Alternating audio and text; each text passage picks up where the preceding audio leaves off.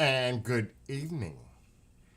Tonight we're going to be doing something that we've never done before.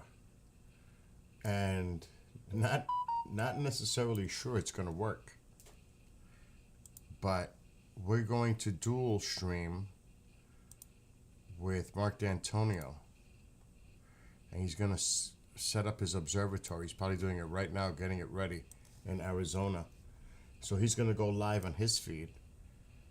I'm going to go live on my feed, and we're probably going to end up streaming together on the stream itself. So this is going to be quite interesting to see if this works. And I am exhausted because I've been working 8 hours straight on shows. So I'm pretty wiped out right now, but a promise is a promise, and I don't go back on my word, so I'm going to try my best to pay attention to what he says, because I need to. Or I'm going to sound like a dumb you-know-what when I'm on with him. What's up, Nick, in California, where it's 7 o'clock? Oh, if it was 7 o'clock, I wouldn't feel as tired as I do right now. Oh my gosh. I need like an energy drink. Forget about coffee. I don't even know if coffee is going to do me justice right now. And I don't drink energy drinks, so I guess I have to settle for coffee.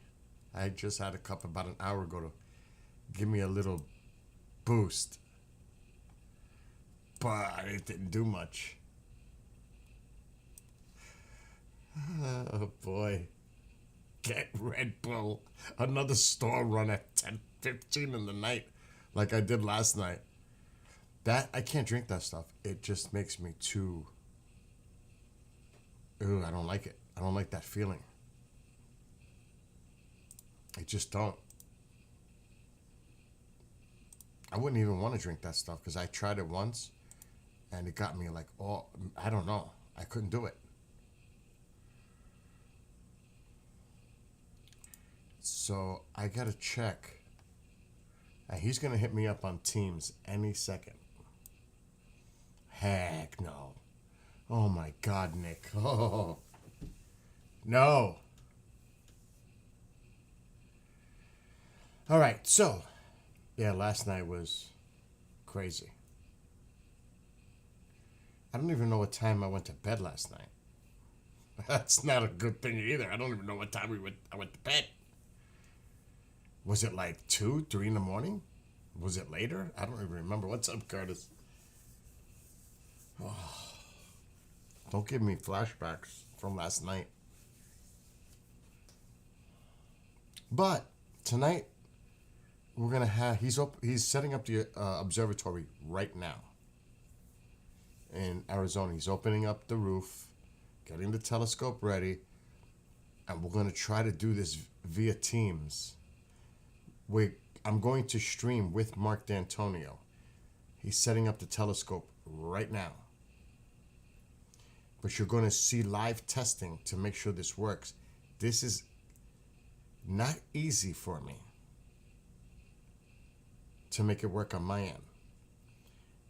We did a test the other day using Teams, but he kept locking up. But he did put, as to my advice, a second monitor. And now when he shares that screen, it seems to be preventing it from locking up, freezing up. So it might have been the curved monitor, and there was a glitch. So he's going to stream to his YouTube. Will you? Albany's about 2 hours to my notes. So hello to all those TikTok. Alien. I like that. Am I supposed to decipher that code? Alien and TikTok? I mean, does this guy gotta help me? I know, I'm just messing around. But we're going to be doing an astronomy stream right now. And like I said, I just finished working 8 hours straight doing shows and editing and I'm pretty beat right now. I've been working since 1:30 straight with all these shows. We just finished Mark's show, SkyTour. What's up to Jay Hunter? So I would suggest, because we're officially going to start the stream with him at 10:45 Eastern. You are going to see what he does with that telescope. He's got two, but we're going to use, I think, one tonight. Wait till you see what he does. And I'm doing this specifically for those on TikTok, because they can't normally see this, because he doesn't stream to TikTok yet. But I do. So, and plus the people that watch my platforms that would not ordinarily go over to Mark's, or not aware of his stream, SkyTour live stream on YouTube, or Rumble, or Kick, Trovo. I think that's where he goes to. But I'm streaming right now to 7 platforms. And I would really like the TikTok viewers to check this out. Because if they like astronomy, they're going to love this. I mean, he is a well-known, really internationally known astronomer. I can't sugarcoat that. It is what it is. So he's been on so many television programs, on the History Channel, Discovery Plus, documentaries everywhere. I mean, he's a good friend too. So that's why we're doing this together. So hopefully this is going to work. As some of you may know, because I don't think many people use it anymore, but Skype will be done May 5th. So they're telling everyone that use Skype to go and use Teams. So we're going to try to do this through Teams. And we had to go through all kinds of stuff to make that work along with Streamlabs on his end, because I have a mixer board. I could put it just through a channel. But for him, he had to install a virtual cable to make Teams work through Streamlabs. So we worked on that together. So I'm hoping that we're going to make this work tonight. And I hope he has Daryl on with him tonight. Because like I said, I am so tired. It's going to be hard. This is not, I'm just being honest. It's like, you know, when you're in the back of a room trying to not let anybody see you go like this. That's what I feel like right now. Like I'm ready to just doze off and go like that. And he's going to throw out all kinds of information during this stream, which I need to pay attention like a student. When the professor is conducting his lecture, I can't take a quick. I can't even talk. I'm so tired. He's gonna contact me any second to do a test, because he's officially starting his stream at 10:45, so that's a half hour from now. So TikTok, the clock is ticking. Any second, I'm gonna hear or that. It's coming. You're gonna hear that annoying Skype sound. I don't even know, because it's still tied through Skype. Because I can't even explain it. I don't want to try to explain this. But I wonder if Teams, I know I get the Teams notification and it makes a weird sound. Oh, speaking of that, I need to go to Teams on the browser, because using the app, oh my gosh, the browser's better.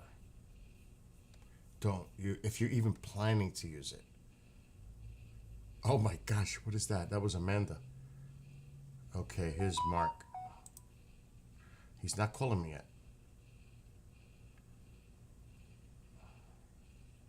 And I can't share the information that's on the screen because that's station related.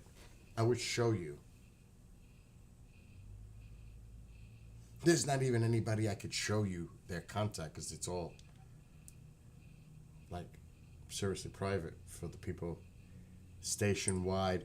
Like it's Mark, it's my mom, it's Mufan, my friend Andy in the UK, Amanda, that was on with me a couple of nights ago going over K-pop, the Eye Detective show, Don Ecker, God forbid I share his information on the screen. It'd be over for me. And Pavel's.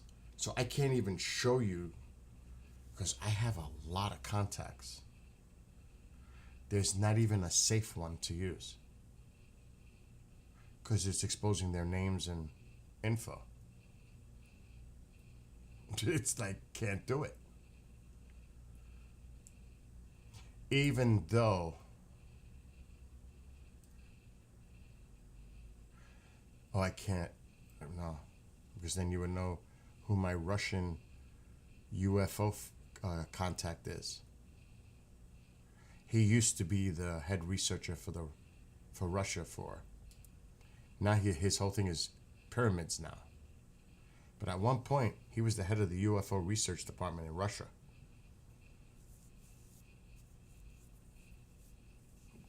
And Jimmy Church, that's not going to happen. So it's a no. It's just a simple no. Oh my gosh. Anyway, hello to Bonnie. And anybody watching on TikTok, we're going to do a live astronomy session here with Mark D'Antonio, courtesy of Mark. And he's probably preparing his observatory remotely, actually. It's amazing how he does it. In Arizona, while he's in Connecticut. He can control everything in the building, including retracting the roof where the telescope is located. It's like a small shed-looking building. But it's not a shed. It's pretty strong, well built. I know, take notes. Oh my gosh. I better get some coffee is what I better do. Who is that? I don't know who that is. Somebody Pine Bush. My God. Stop it.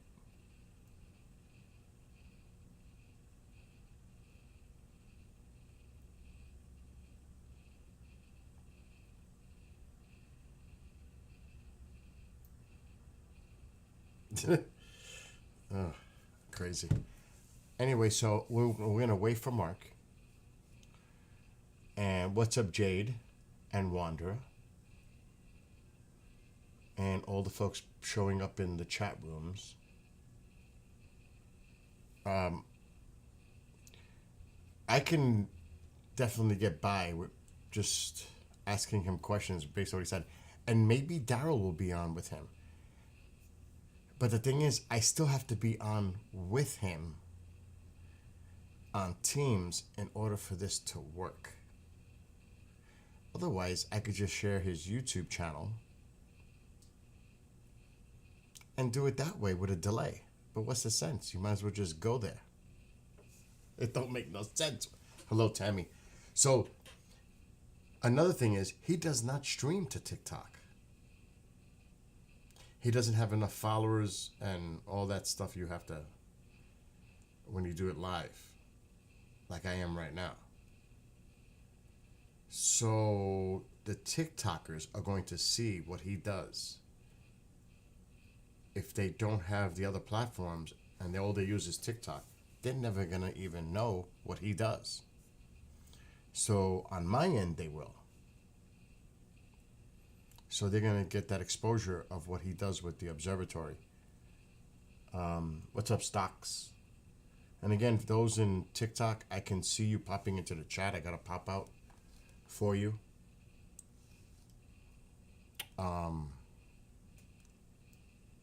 Like this. You can't see it because I'm not sharing my screen, but be aware that I can see what you guys are saying, so I'm not ignoring you. See? I can see you in TikTok. And if anyone has questions at some point that you would like to ask Mark in regards to astronomy, I will try to get to your questions for him. And this goes for every platform except Facebook, because I don't have a pop-out for Facebook, but I do for all the others. There's just too much going on 4 monitors right now. There's no way I can multitask at this point and go absolutely bonkers like that. I'm already bonked out. Jade, I spoke to Mark. Here is the crux of the problem. I must leave here on June 6th at no later than 4:45, so 4:45 p.m., to go pick up Nick Pope at the airport. By the time I pick him up and drive him all the way to Pine Bush to take him to his hotel and then drive back to my house, we're talking 4 hours. I will not be here till like 9 o'clock Friday night. So you guys really, I already told Mark, you really got to hold the fort down while I'm gone. And I doubt I'm going to have Nick Pope come back here to eat or anything like that, because he's going to be tired. Here we go. Mark is calling me. Oh my God. It starts. Why is it doing this?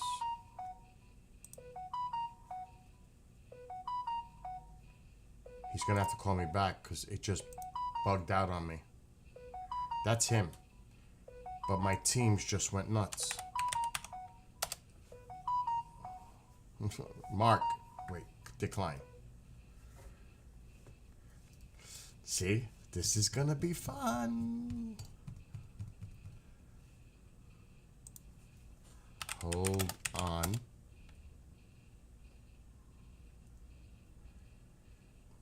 Oh my God, here we go. And I'm going to cook Thursday. I'm going to make meatball parmesan and chicken parmesan and baked ziti. So there's no need to cook on Friday. People could just serve themselves and heat it up. That's it. I'm going to try to make this as simple as possible. Oh, God. I'm afraid to try this. Because it might...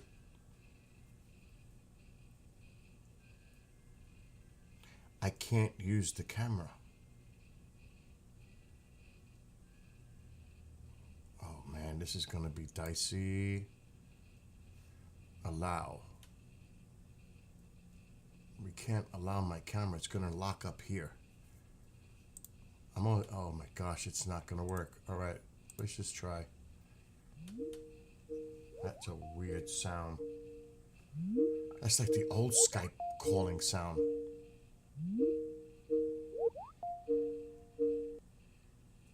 Oh, tell me you can. Yes. Can you hear me? Yes. Can you hear me? Yes. All right. I cannot put my video with you because I'm using it on Streamlabs. Yeah, that's okay. That's okay. Good, because it's gonna be a problem. Yeah, I'm gonna try and share this window. Because I have to share my screen of what you do. So, but I'm not gonna. I am live already. I'm already telling people what's going on. Oh, very cool. I'm trying to find the projector output. Here it is. Okay, you should now see my output. Yes, and I remember me making this full screen, so I got to remember how I did it. Speaker. Yes. Remember when we were testing the other day? Yep, I remember. Oh, gosh. All right, more. I know I did it. Where was it? No. Video effects and setting. No. Oh my God, I don't remember how I did it. I mean, I can stretch the screen. Worst comes to worst, but I can't do it too much because then it'll take away from your content image camera. No. My God, here we go with this Teams, man. Well, you can start doing what you are. You all set up? Did you open up the? I'm all ready to go.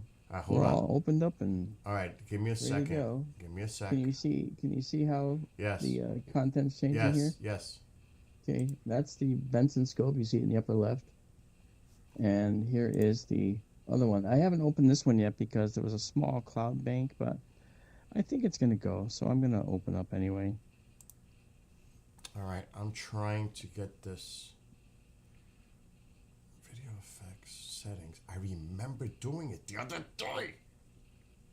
No, you did. Share content. Settings and more. No. I'm trying to remember what you did. I'm trying to remember myself. I mean, we can see it pretty good using the browser. Actually, I have an idea. Okay. I'm going to make the screen big. Oh, look at Remember that. I talked to you about, is it the Control Plus or whatever, and you said no, that wasn't it. It wasn't working from my end. All right. Yeah, right, it wasn't it. It's doing the reverse. It's so weird on the zoom. It's doing it backwards. No, it's working though. I just zoomed. It did it backwards. I'm trying to make the screen bigger. By going minus, it's making the screen bigger. I've never seen that before. But we are good, by the way. Is Daryl joining you tonight? I haven't said anything to him yet, but I'm probably not going to. Okay. I mean, I'll let him know I'm going to stream, but he doesn't have Teams yet, so. Oh, okay. Well, I'm gonna use NDI sources anymore. I'm gonna put my camera on my end small on this side. Yeah. All right, I'm good on my end. I'm gonna make this into a full projector screen so I could see us better. Okay. Alexa, shut off living room light. All right, I'm good. Okay. I can see. We can see. Wait, hold on. Let me see the TikTok chat. I covered it up. Right here. It's going to be very different. It's going to be much better tonight. And what's up, Cindy Lou? On TikTok. So, for those on TikTok, you would not normally see this because he's not able to stream to TikTok yet. So his channel on TikTok is SkyTour Livestream. It's all one word. SkyTour Livestream. That's his TikTok channel. So if you can, and if you enjoy what you like, I mean, what you see tonight, if you like what you see, just follow him. This way he can go live at some point on TikTok himself. For everyone else, some of you are already aware of Mark, what he does on YouTube on SkyTour Livestream, which he's going to be streaming to his destinations as well. So this is going to be seen like on a lot of different platforms tonight. And I need coffee, Mark. Okay. Because I am like, oh my gosh. So I see you're retracting. I see one is already. You just retracted both? Yes, I'm working on the second one now. All right. I'm going to step away. I'm working on SkyTour 1 right now. All right. I'm going to step away to heat up some coffee. So the floor is yours. Right. No worries. If you want to explain to folks that are paying attention on my stream. Oh, I'm just getting things ready here, but I'm going to work on this here. No, that's not right. Oh, I know what's wrong. Yeah, I made a mistake. Okay, that's good. Because I shouldn't have started that. Okay, good. And once that goes away, I will be able to... Oh, it's right here too. This guy did too. That's going away. All right.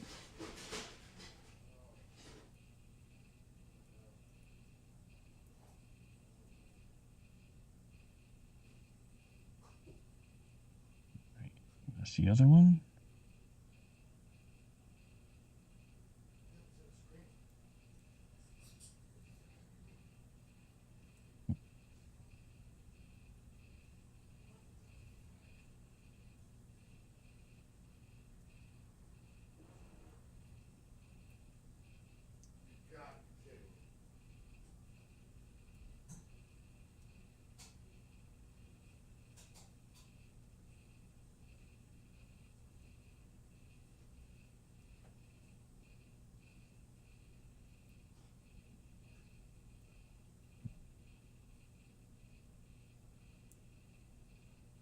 No,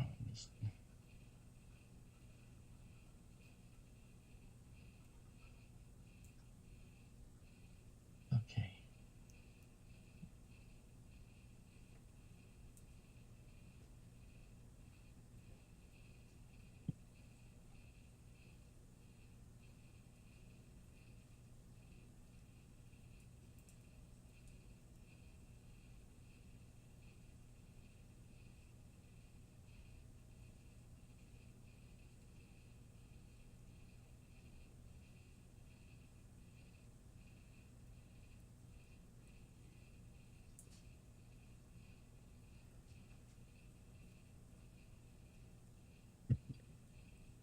Sorry for being quiet, but I'm just working on getting set up. I didn't count on Bill saying, "Take it away." You know, it's like whatever. I'm working on a few things here, so I'll get it done. Mm-hmm.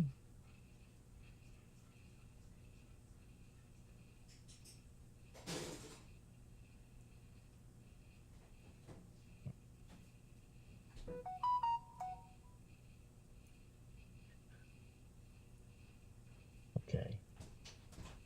Oh my gosh, I have a fire on and it's still cold. Alexa, what's the temperature?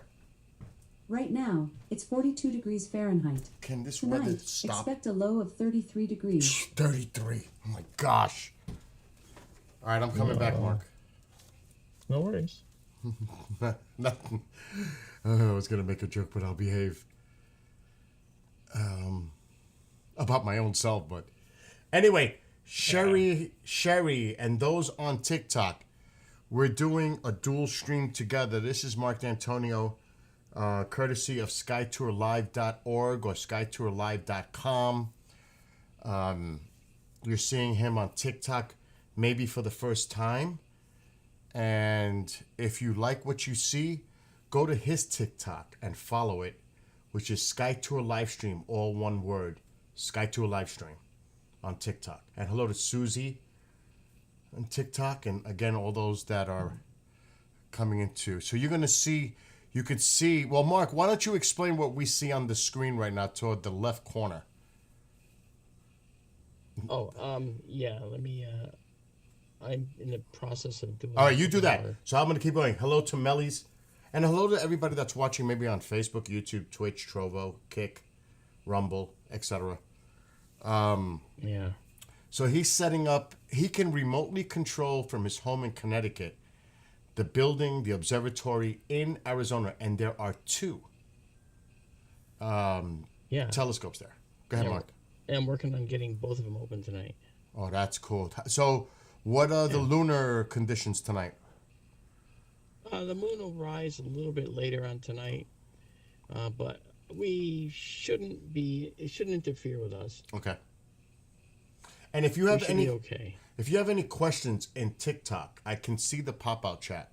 I can see the pop-out chat for all the chat platforms right now, except for Facebook. But I can see Daniel popped in. So if you have a question as this goes on, as this stream goes on, once he officially goes on, post them in the chat and I will ask him. You see how I did that carefully? I didn't say ax. That's very good. I'm learning. I'm learning. And by the way, You're all right. Mark will be speaking at the end of May at Contact in the Desert. He's going to be doing actually a lot of things at Contact in the Desert, including 2 Skywatches along with Ben Hansen. Yeah, we're going to be doing that. I'm going to be doing a bunch of talks. I'm also going to be, we're going to have equipment to give away, astronomy equipment, because that's part of what we like to do. And with our partners, I'd like to say partners in crime, but they're good people that help us out and have always been part of what we're doing. And so the schedule's pretty crazy. It is, because the following week you'll be here. Yeah, well, it's not just that.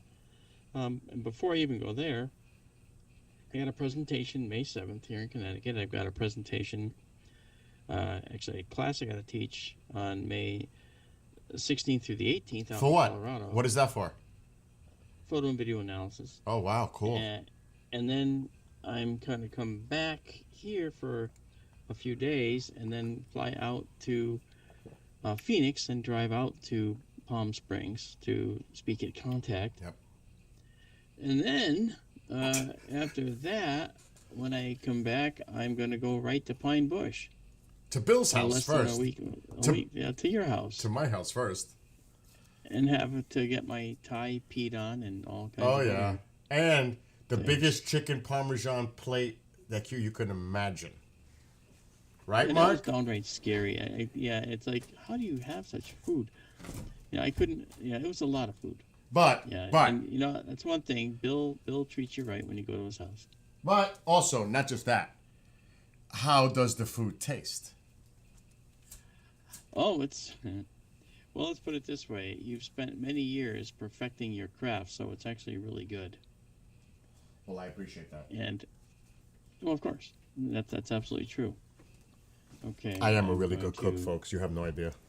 And welcome back to Curtis. And again, to those on TikTok, I see Kelly.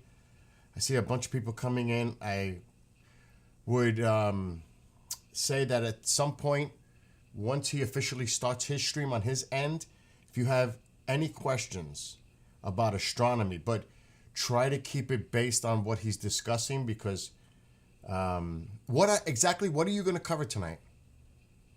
Well, it's galaxy season, so we're going to be checking out some galaxies. We're going to be looking at some nebulae, some really cool last gasp nebulae before winter sky goes away. It's going to be cool.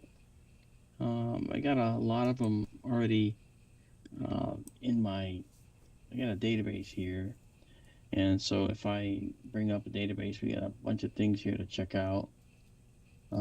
So we won't see all of these, but we're going to see a great number. We're going to see probably Thor's helmet, probably see Hubble's variable nebula and the Christmas tree cluster. And those are for the nebulae. Then we're going to go to some galaxies. Cool. And the galaxies are just absolutely astonishing. They're really, really cool. And Mark, what is the stack process? Is that going to be something that's done in real time, where you're laying images over each other, because that's what stack really is? That's right. How And long does we that do it in process? real time. Mm-hmm. Oh, you can let it go on all night if you want to, but basically we end up going, if we do 25-second exposures, which is about as much as we need for our telescopes, they're good size, and then we can actually see very, very faint structures in that time. And then when we do that, we can actually show people the most incredible stuff that's out there. It's incredible from an Earth-based telescope, and we're not talking like a major Oh yeah. observatory. What exactly are the models of the 2 telescopes that you use, but also the modifications? I'm gonna bring my mic closer to myself. Yeah, we made some real modifications to try and speed up our process, and that means getting a system in place that would allow us to have a photo that's taken at basically 25 times faster than it might otherwise take. So we actually have, for the Sonoran telescope, we have a very, very fast system that's built in, and we modified it originally. This is what we wanted to do. This was our goal, was to modify it to be this fast. And I am in the middle of still working on things, so that's why I'm Yeah, I'm looking at actually the sun setting in Arizona as the sky's getting darker in that image Oh, yeah. on my upper left, at least on the screen. yeah, isn't that beautiful? It is. It is. Yeah. Yep. This is when the And so- scorpions and all that stuff come out, like when I was there. Oh my gosh, When the what comes out? the scorpions and all the other lovelies. Oh yeah, There's plenty of scorpions. my favorite.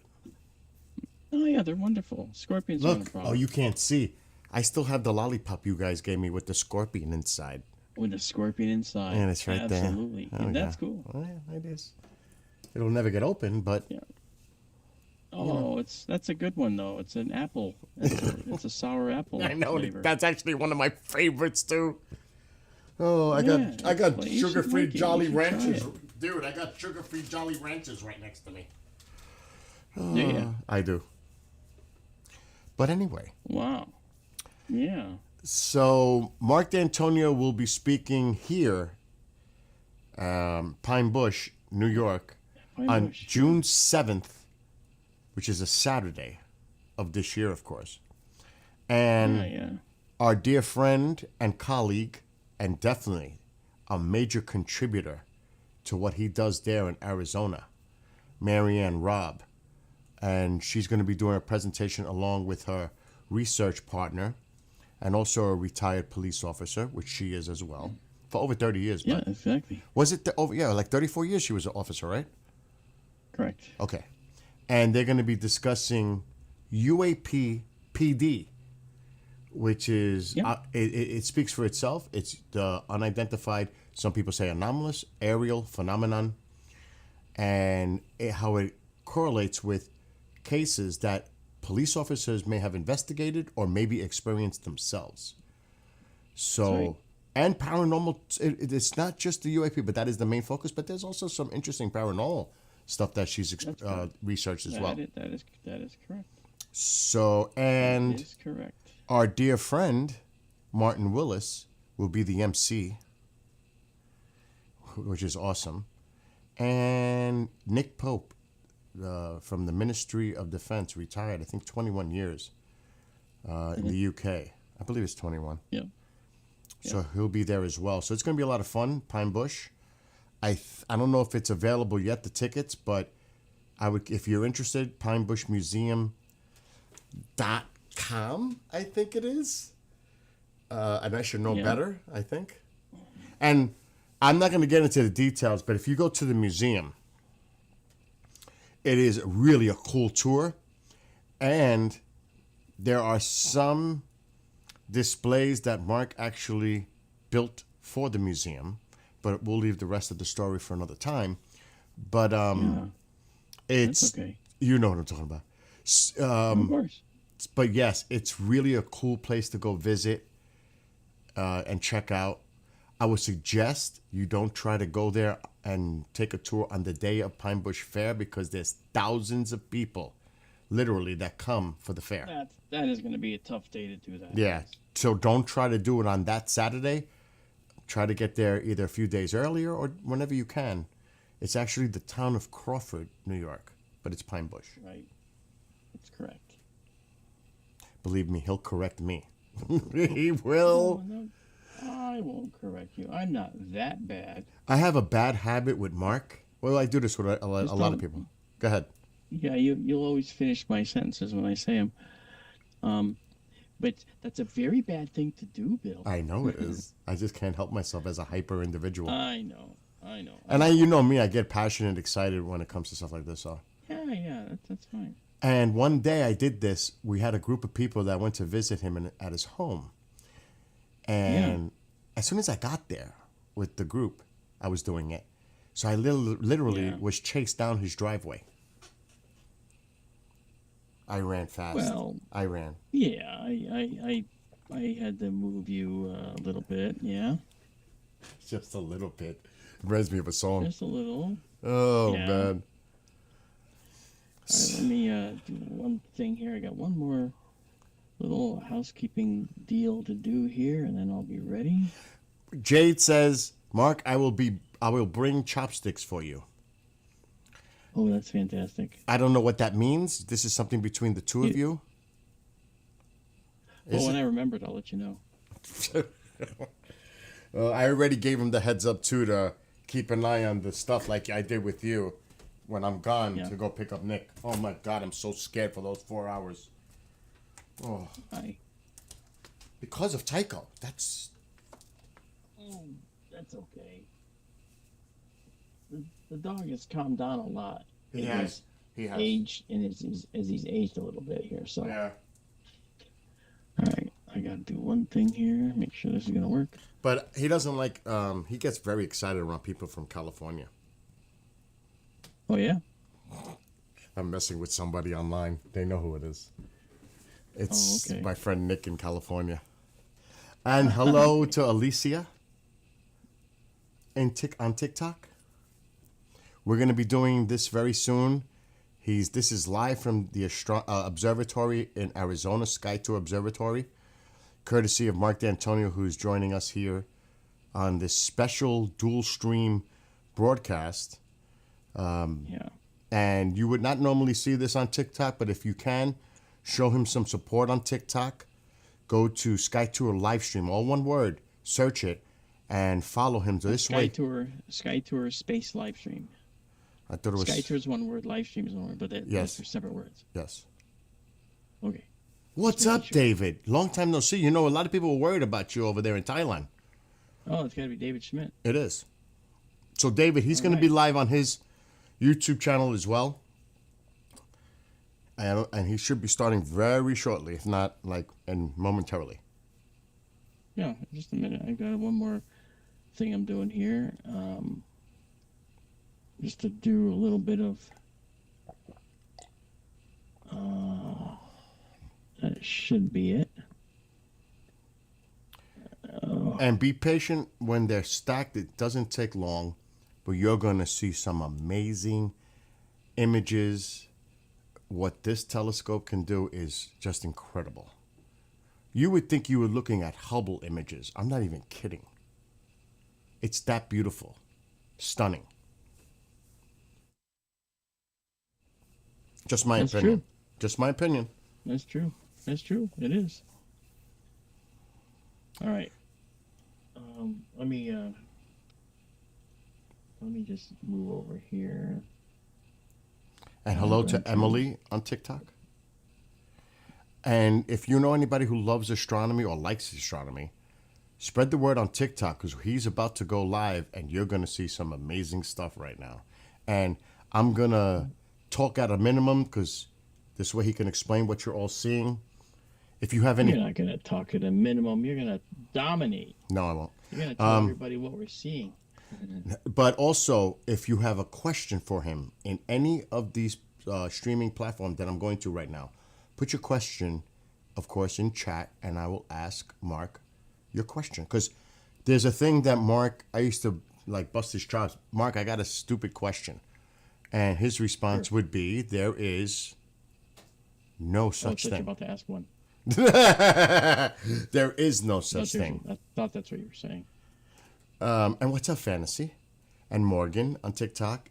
And is he a teacher, professor? He does give lectures at schools, universities, etc. Yes, he does give lectures at times.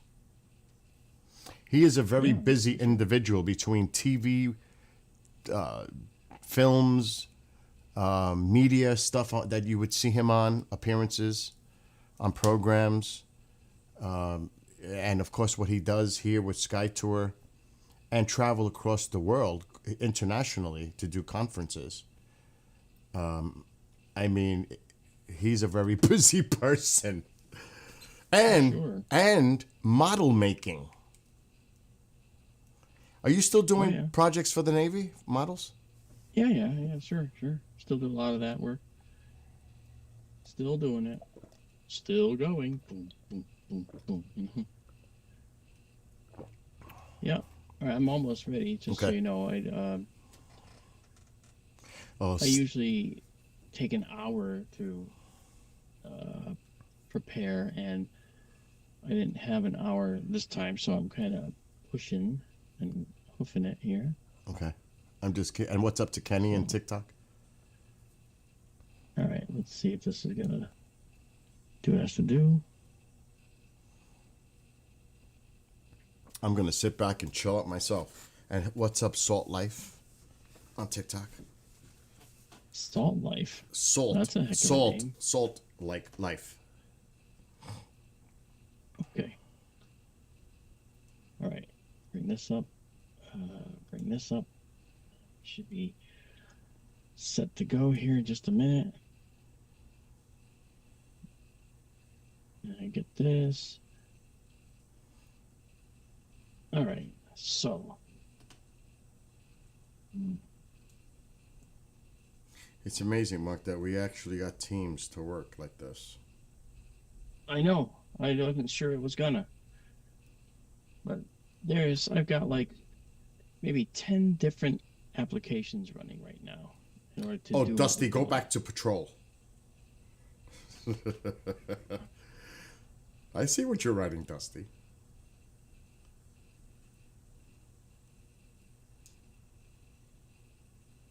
So the screen that we see right now is... Yeah, that's the Benson scope. Okay. Okay, actually, I'll show you what I'm doing now.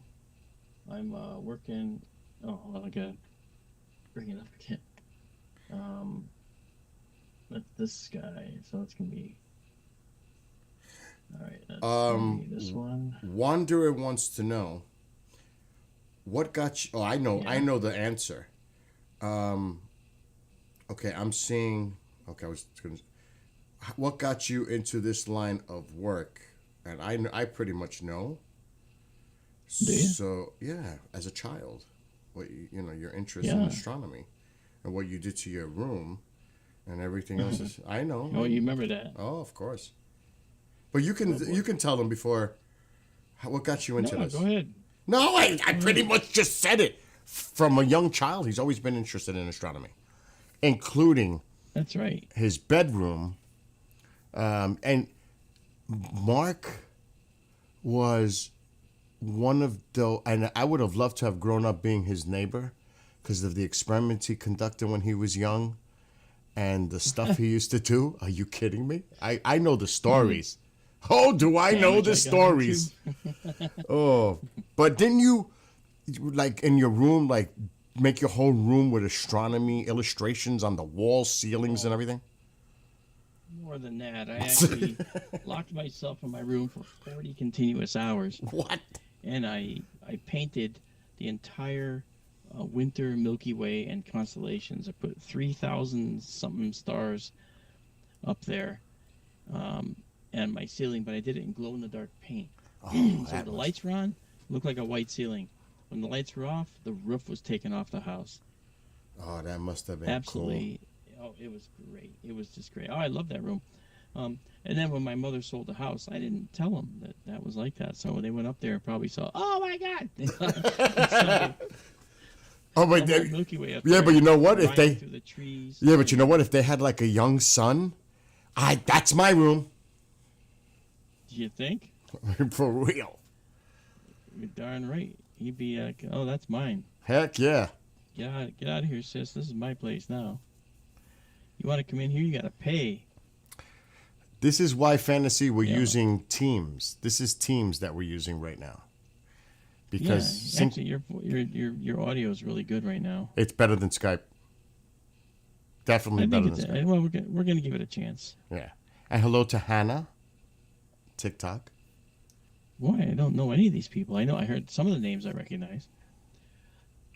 These are the I'm TikTokers. I'm looking at a star field right now just to get my bearings in this scope because I typically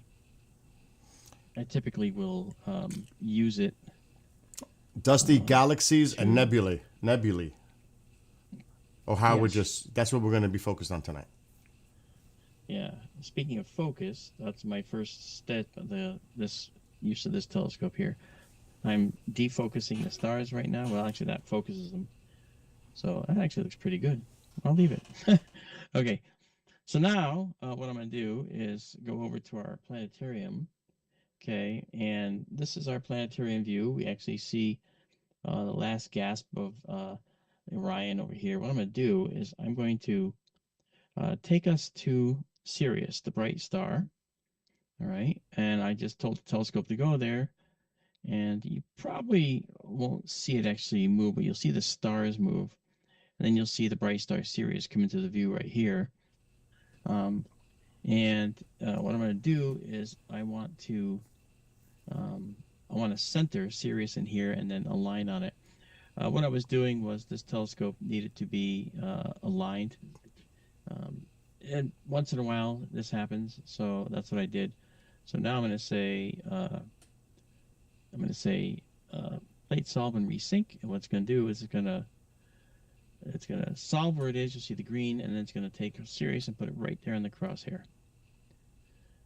Okay, and that's the idea. It absolutely has to do that, unless it thinks. Yeah, here we go.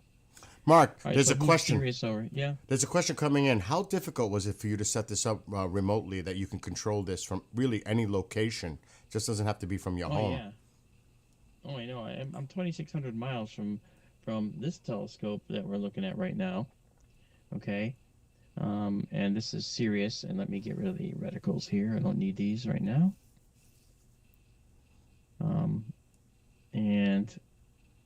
So I'm a good distance from here, and so I have to set that too.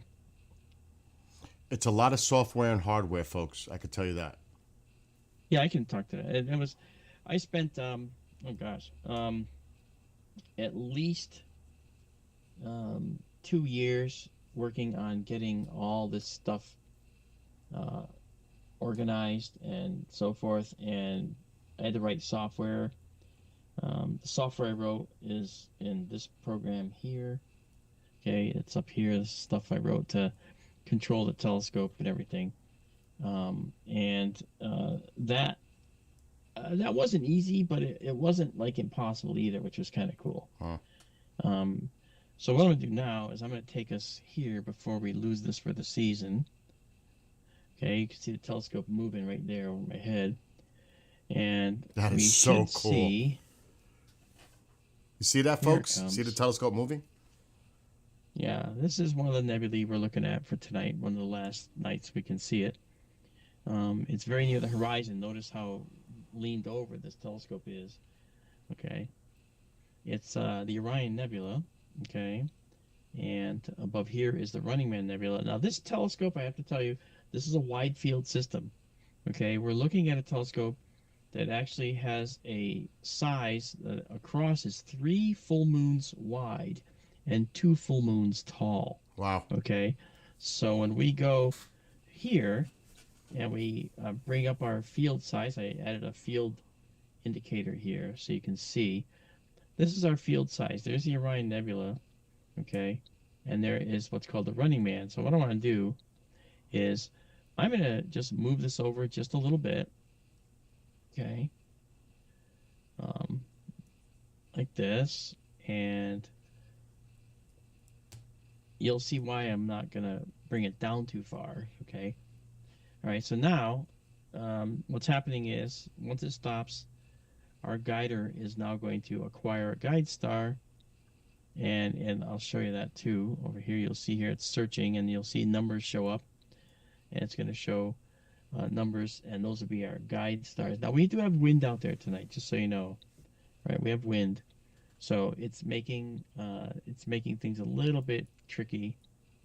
But once we get a guider, get the guider operational, we'll be fine.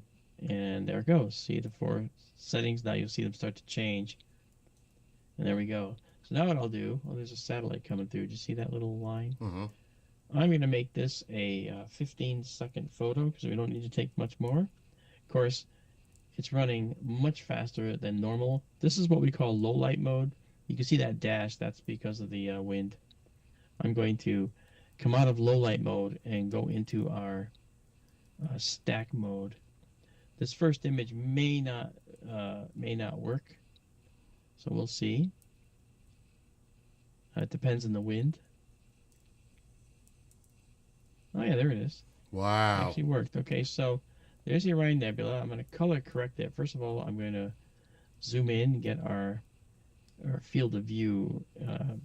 It's going to stay the same, but I'm going to actually zoom in on the curves, and I'm going to color correct so the sky will be proper color. And then I'm going to, you'll see that it's got a little reddish hue, but that's actually from the sunset light that's still present out there. Wow. And then we're going to do this. Now check this out. Look at that. Wow. That's beautiful. That is actually, beautiful. We used to take photos with black and white, and this is what they would look like. This is what they look like in black and white. You never got to see the different colors. Okay, and those different colors tell you what elements are actually in the nebula. Now, when I was getting my astronomy degree, I was exploring all these different possibilities, and it was just unbelievable. So here, this outer band here, this sort of lighter area, this is almost a teal blue. Wait, before you oxygen. continue, because there's a question and it's related to what you're discussing. Is this the true color? Yes, this is actual color of it. Okay. I'm sorry. Yeah. Continue. And you've seen a lot of questions. You've seen a lot of photos where the colors might look a little more muted, kind of like this, or whatever. But the fact is, this right here, when I bring it to, that's just about the right color, all right? And so we have doubly ionized oxygen out here, but you'll notice these dark things. See all that dark stuff? You know what that is? That's dark dust.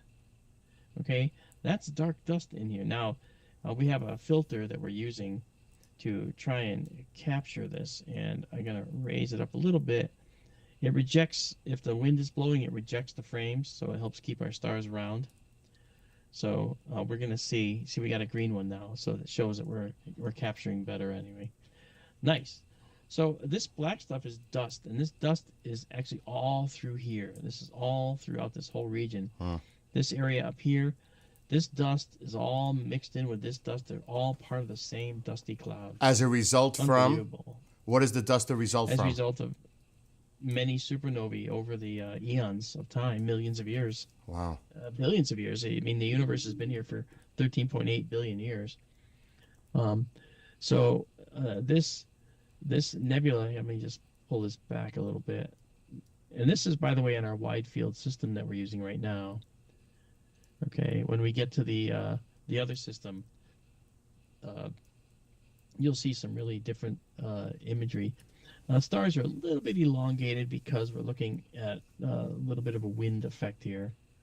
Okay, but check it out. So this beautiful nebula is it's probably the first nebula that anyone looks at when they start doing astronomy. Orion. You know, oh yeah, Orion is amazing. The Orion Nebula, yeah, yep. And I can slide this. This is what's called a mid-level, and you can start to see when you do this. You can start to see that whereas the interior is blown out, you'll notice there's all kinds of dust out here. Look at all this dust. I see it. This is all out there. Here's the full frame. You can see all this dust out here, and if I pull this back a little bit, it becomes even more clear. Okay, there's all this dust, and if I squeeze these together a little more, you can see how this dust here is connected to all this dust here, which is connected to dust here. This dust, see this, look at this dusty cloud right there. Right, this dust is carbon, the element carbon, and silicon and so forth. And as we get more pictures, we see this. I'm going to actually go into my enhancement, and I'm going to increase the quality right now with a click of the button. Watch this. Okay. So we got rid of a lot of the noisy stuff you saw in there, and I'm now going to add what's called an unsharp mask, and that's going to sharpen up details. So now you can see this dust in much more detail. See all the little filaments? Look at that, incredible. This here is about 24 light years across from here to here. Wow. Okay. And by the way, for those that are watching, this is live from his observatory in Arizona. Oh, this is totally live. Yeah, totally live. We're watching it as it happens from the observatory. Look how We have an beautiful all-sky camera that out is. here too. I want to show you the all-sky as well. And so I'll have to just bring up this guy for a moment, my little menu I have. And here's our all-sky camera, right? This is the sunset light over here. See Yep. that? That's why we're getting some of that red in here.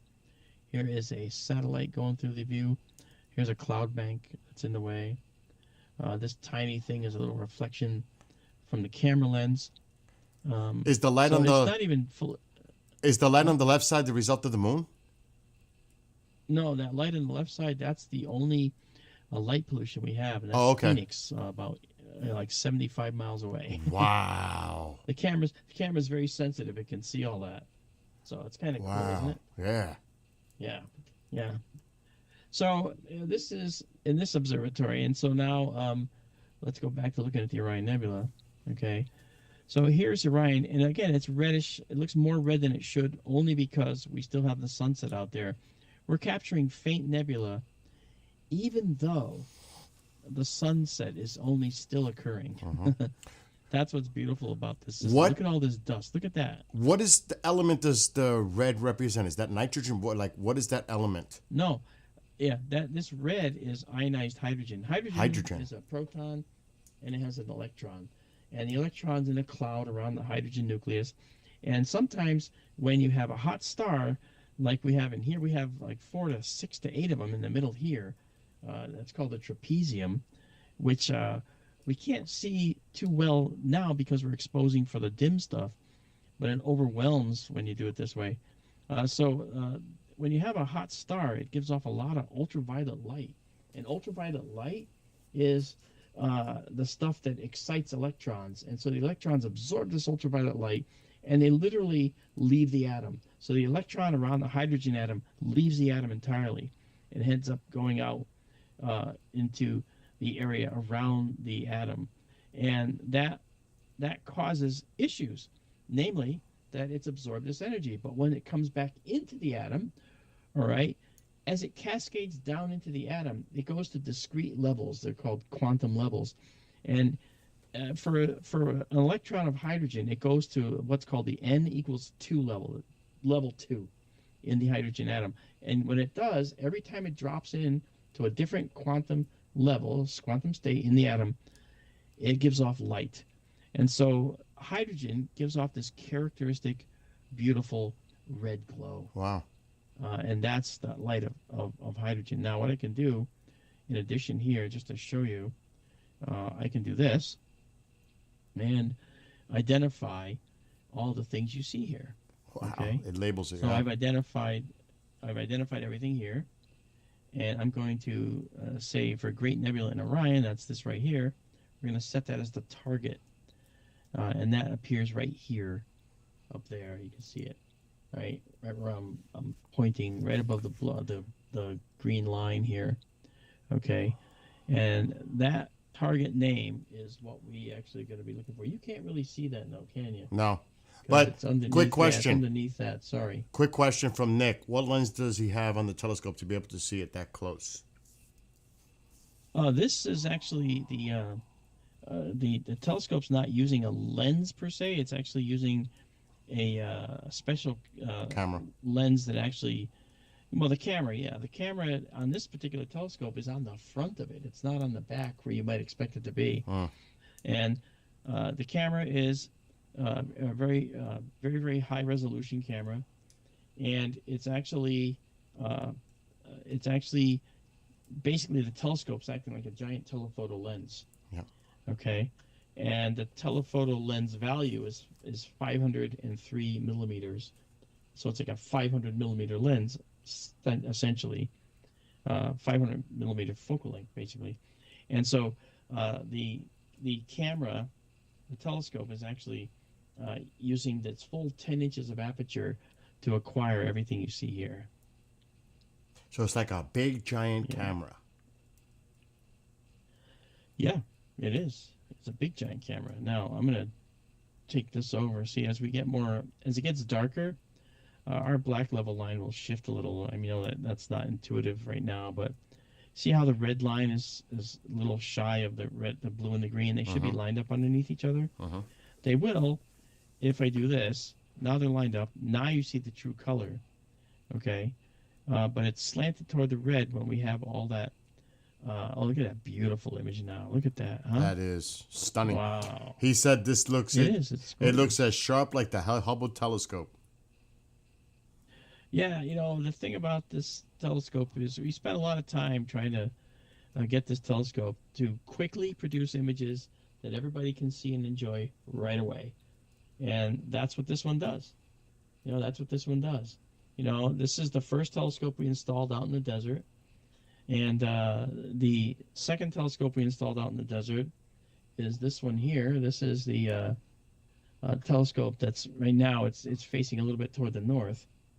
But I want to see if I can find something that I wanted to show you before.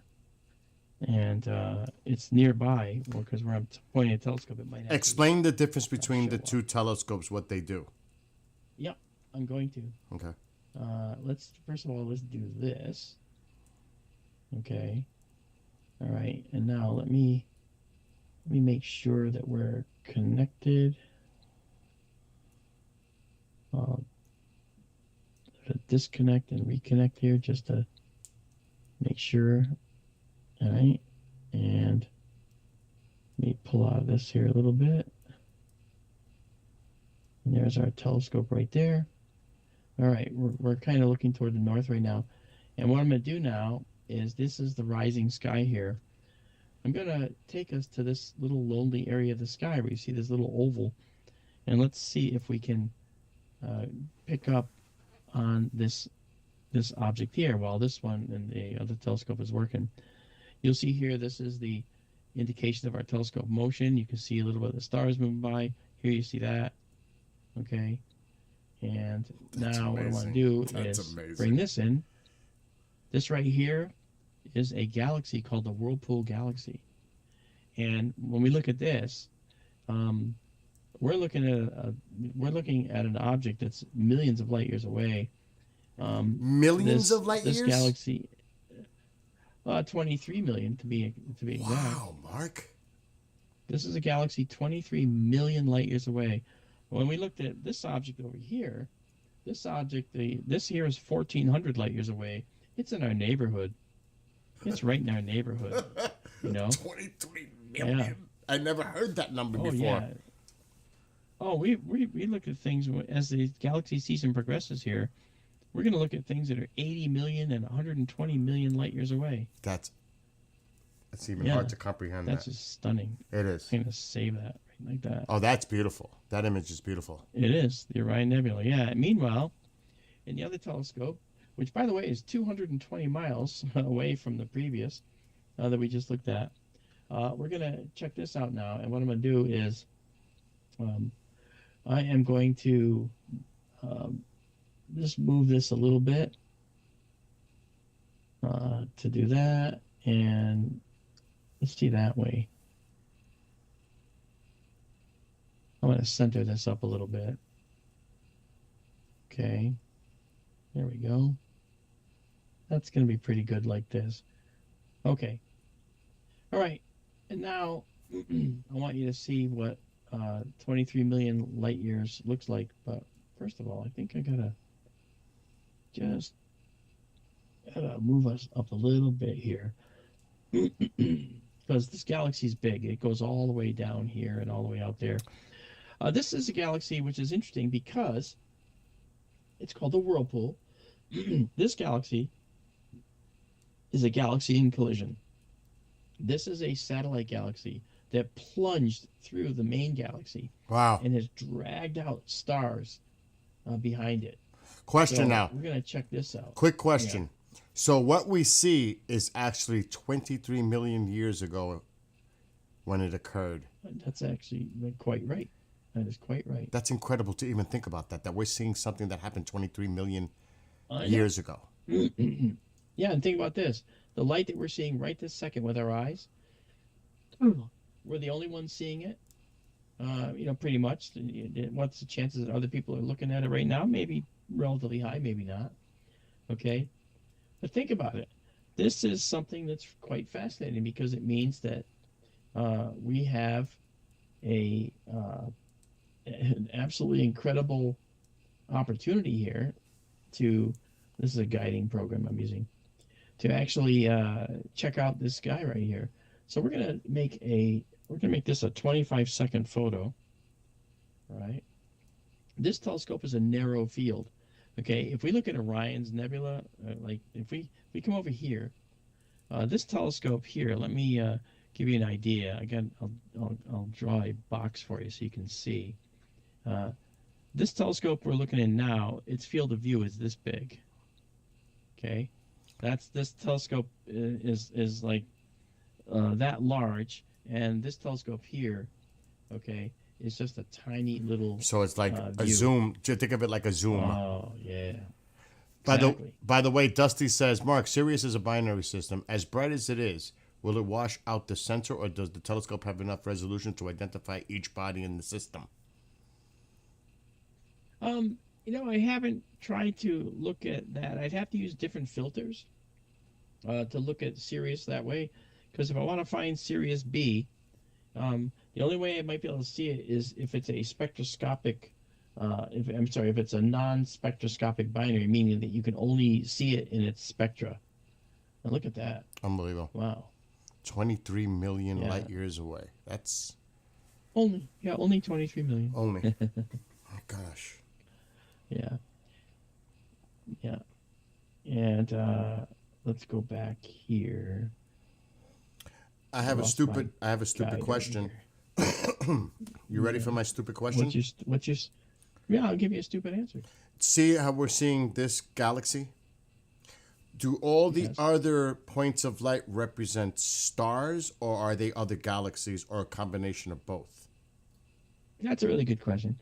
What we're looking at here is we're looking at stars that are in our galaxy. So if you look at my image down here, these stars we're looking at are all up here, and the galaxy's way, way, way Behind. out there, Mm-hmm. by millions of light years. So we're seeing past the stars out to this object here. Wow. So that's pretty cool. Yeah. Now let me go into my enhancement tab, make sure I've got I'll turn off this guy, I don't need it, and we'll see it sharpen up a little. Oh yeah, look, you can see the details in there now. Look at that. This is Stellarium that you're using, correct? Stellarium is this guy here, yes. Okay. How many identified or identifiable galaxies can you look at using the software? In other words, is it in the hundreds of thousands, hundreds? Like, what's the most amount of galaxies that you can look into? With the telescope? Yes, with the telescope. With the telescope. Okay. Oh, with the telescope, yeah, I can actually see probably on the order of, first of all the galaxies that are in our ability to see, all right, we'd be looking at galaxies probably several thousand at least. That's what I figured. Thousands. Yeah, Wow. at least several thousand, yeah. And because I always say it's unbelievable when you try to put a number of zeros, which is, I can't even imagine, for every galaxy that we see, and there's just different types, which you can get into in a minute. It consists of billions of stars with billions of planets and possibly who knows how amount of moons around them. Yeah, that's true. So when you put That's that, right. you know what I mean, Mark? It's just unbelievable what's I do. out there. Oh I my do. God. It's hard to Well, think. keep in mind that I've spent when I wrote the book The Populated Universe, which is all about talking about life in the universe and the prospects of life in the universe. And when you look at a galaxy like this, okay, you say, oh wow, look, it's like two galaxies. What is that? Actually, this is further into the page, if you will, than this galaxy, because what this galaxy has done is this has come down from the top. And if you can see my picture in the lower left corner here, this galaxy has come in from the top and went down through this galaxy, dragging its spiral arm down. And that's why this spiral arm is pointy, because it's actually not pointing out on an angle like this. It's actually going down. Mm. It's sloping down. If you look at it from the side, the galaxy would be tilted like this, you know, Mm-hmm. and this is further away, and it's dragging this material out with it. Wow. So it's got this big stuff that's dragging out. And you'll notice as the exposures get better, you'll notice that we actually have other stuff out here. So these are all stars out here that have been shredded out of this galaxy. It's really something. Is this a commonplace in the universe where this happens? A collision of galaxies? Yeah, galaxy collision is not uncommon, actually. And we've actually seen a galaxy collision before, you know, and it's really something, you know. So it's Now, with theoretically the- ours it can happen to ours as well. Oh, sure. In fact, it is. It's gonna. We already know it. Wow. Didn't know that, did you? No. That's why I asked the question. Yeah. Yeah, our galaxy is sitting here minding its own business, but the Andromeda galaxy is heading right for us, and it's going to combine with us in a couple billion years, and the face of our galaxy will never be the same. All right, time out then. Now, Whoa. just- Time out. So let's just say, because eventually we have to go off-world because this planet will cease to exist when the sun goes supernovae, right? When it dwarfs? Yeah, that's true. Okay. Oh, shoot. So what happens if... Wait a minute. Hold on. Okay. Take up, please. I haven't been looking at the comments, but I'm going to ask you a silly question. Are we live? I'm live on my end. Yeah, I never went live. Oh my gosh!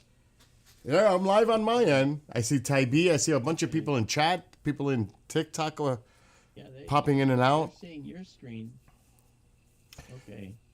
But Mark, let's say we found exoplanets within our galaxy, and we went off-world Yeah. to those, and we started over. Because our galaxy potentially is going to interact with another, does that deem that unsafe that we have to go even further? No. Okay.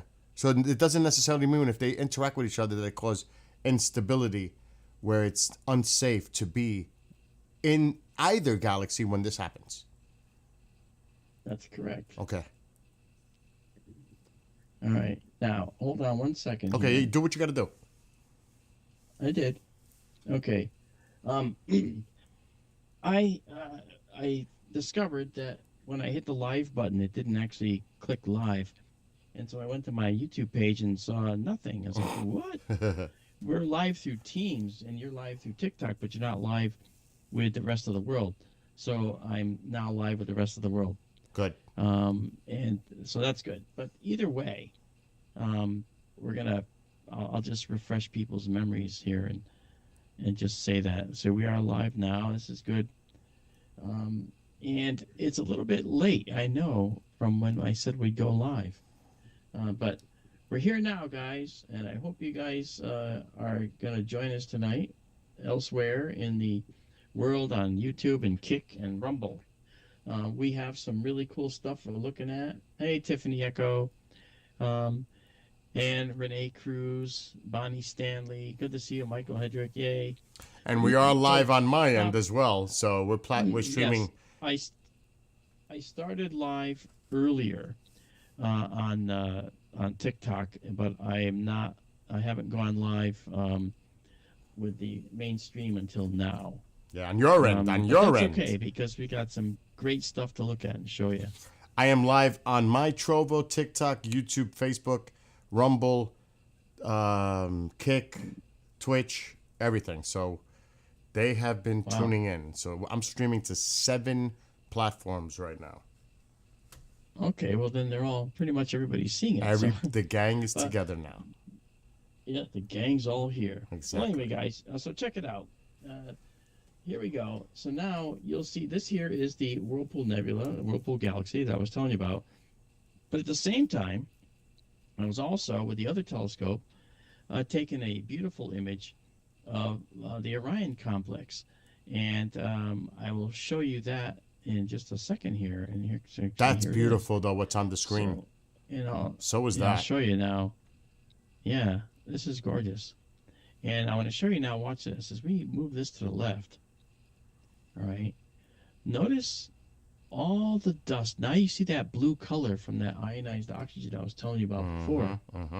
This is all there now. Just stunning. It is. I would like to say to the folks listening on TikTok, I don't have enough followers on TikTok to stream to TikTok, but I would like to. So if you can, just follow me on TikTok, that'd be really helpful. Because then I can stream to TikTok, and I can't do that yet until you have 1,000 followers. I have this pitiful number, just a few, so that's so stupid. But all right, that's the way it is.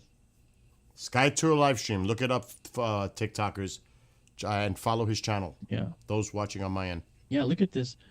Look at these details in here. We can zoom in, and I can show you. Look at the detail in here. All these convolutions and very intricate details. Look at this little, looks like a seahorse almost, this thing right here. Yeah, I see it. This is, it's a dark nebula. We call these dark nebulae because it's made of just dust. And this dust is actually backlit by the brightness of these nebulae here. Some of it is from glow, like this oxygen nebula, and some of it is from the red hydrogen glow of ionized hydrogen and the ionized oxygen. So look at the difference. This is fantastic. This black stuff, this dark stuff would never be seen unless we had something to contrast it against. See that? And I'll show you something down here. I'll do it. Let's see. This right here is good. If you look right down here, you'll see we have this light wispy structure right here. All right, let me zoom in on that. Okay, we have this light wispy structure, and behind it we see a red structure that comes up out of the wisp. See that? What that shows you is that this stuff here is in front of that red wisp behind it. It's in front of it. And that's what we see a lot in the universe, is stuff that is in front of other things, like this dust. This dust here is sitting in front of this part of the bright nebula. Yeah. And it's blocking some of it. See that? This dust is sitting in front of that. Now, in front of this very, very bright area. This is the heart of the Orion Nebula, so there's a lot going on in here. Okay? Now, in the same way, this dust is common everywhere. It's common in many different galaxies. How do we know? Let's just look. Here we go. And now in here, let's zoom in on the Whirlpool Galaxy, 23 million light years away. You can see in here dark dust, just like in our galaxy, a long line of it. Yep. Arcs of dark dust. This is what we have in our galaxy, the same kind of things. It seems to be concentrated in the spiral arms. The reason is because that's where the stars that are the hottest are born and die. And they liberate material to the universe, which makes lots of dust. And in their as they age, they actually will generate this dust as well in their outer atmospheres. So it's really kind of cool, Can you zoom into that top portion, Mark? To the what portion? To the other one that went in. Yeah, that piece. Because it looks like you can actually see the stuff in front, what's in front and what's in behind, just in that image right there. You can, because this stuff is in front. Exactly. Being silhouetted by the brightness of this part of the galaxy. Exactly. So, like you said, it's commonplace. Yeah, it is. That's amazing. Now, I'm using a very high gain on this right now.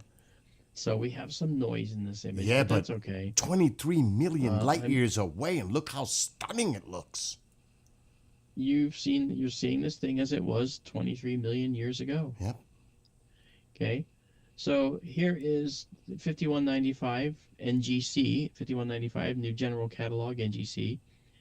It's a galaxy in its own right. Then we have a Whirlpool Galaxy Messier 51, or NGC 5194. So these are a mixed pair, okay, a matched pair. So I'm going to call that the target, and I'm going to save it, okay. And we'll get rid of the annotation. I'll save the image with the annotations. All right, here comes silly question number Now- 2 from me. What is the oldest known recorded observed galaxy that we're aware of? You have to, let's qualify that. Okay. Oldest galaxy means how far away it is from our Correct. telescopes. Correct. Light years. But with an odd twist of fate, the galaxies that are the farthest away from us are actually the youngest. What? And that's because they are formed right after the universe began. And because they were formed right after the universe began, it took over 13 billion years for their light to get to us. Okay, and that is something that means that the galaxy is very young. However, we're seeing it when it was young, but over billions of years, the light took to get to us. We ended up being quite. It ended up, of course, continuing to age, obviously. So it's pretty cool. That's amazing. Just thinking what you just said. Yeah, it's pretty neat. But you see, there's a lot of incredible stuff in here. You know. Yeah. All right. So I'm gonna save this one last time here, and save it exactly as seen. And now, why am I saying I'm saving it? Where am I saving it to, and what does that mean? Well, you see here, SkyTourLive.org. Well, if you go to SkyTourLive.org, you can also go to our data and see all these images yourself. In fact, you can download them and. I'm going to take pull your them, page check up, them Mark, out, and share it on my screen All right. so they can see Here's the that. Orion Nebula now on the other side. We're gonna do a final color correction here. So for those watching on my stream, I'm going to share what he referenced to his page. It's SkyTourLive.com, SkyTourLive.org.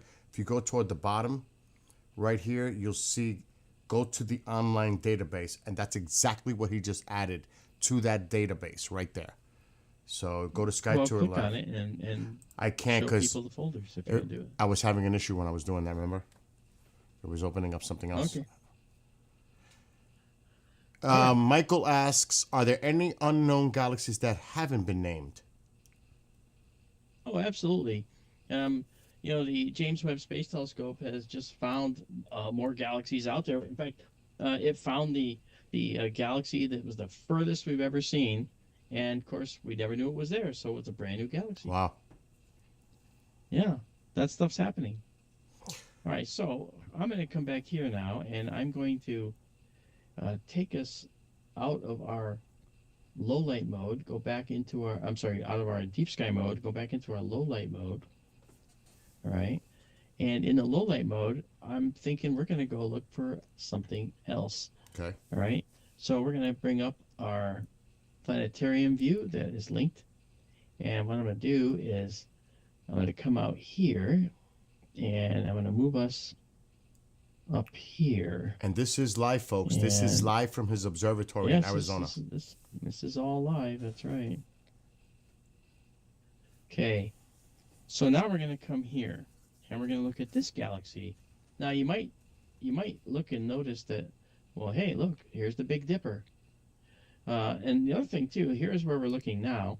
And just below the tail of the Big Dipper is this galaxy, and just above the ladle of the Big Dipper is another set of galaxies we're going to look at. And just so you know, the Big Dipper isn't the constellation of a Big Dipper, it's the constellation of the Great Bear. And so here you see the Great Bear, okay, right there. And then if you follow the pointer stars here, it takes you to the Little Bear. How cute! So just so Ursa you know, Minor, that's we still that's see the North Orion. Pole star. We're still seeing Orion on the screen. Oh, thank you so much. Yeah. All right. So as I was saying, we were here, and we're going to go here. So just below the tail of the Big Dipper is this galaxy where we are, and then just above the ladle of the Dipper is this next target we're going to go after. And so the Big Dipper is actually part of a bigger constellation called Ursa Major, or the Great Bear. Okay. So now that we're here, let's go and check it out. And you'll see the telescope swinging along a little bit. Yeah, that's so cool. All right. Yeah. Those are the stars streaking I think by. it's kind of cool, considering that it's doing it from 2,600 miles away. He's sitting in his home in Connecticut, and this is happening from his home. He's remote controlling it. And it's, like you said, 2,600 miles away in Arizona. It's amazing. Oh, yeah. Yeah. All right. Let's see here now. Let me see if we can... All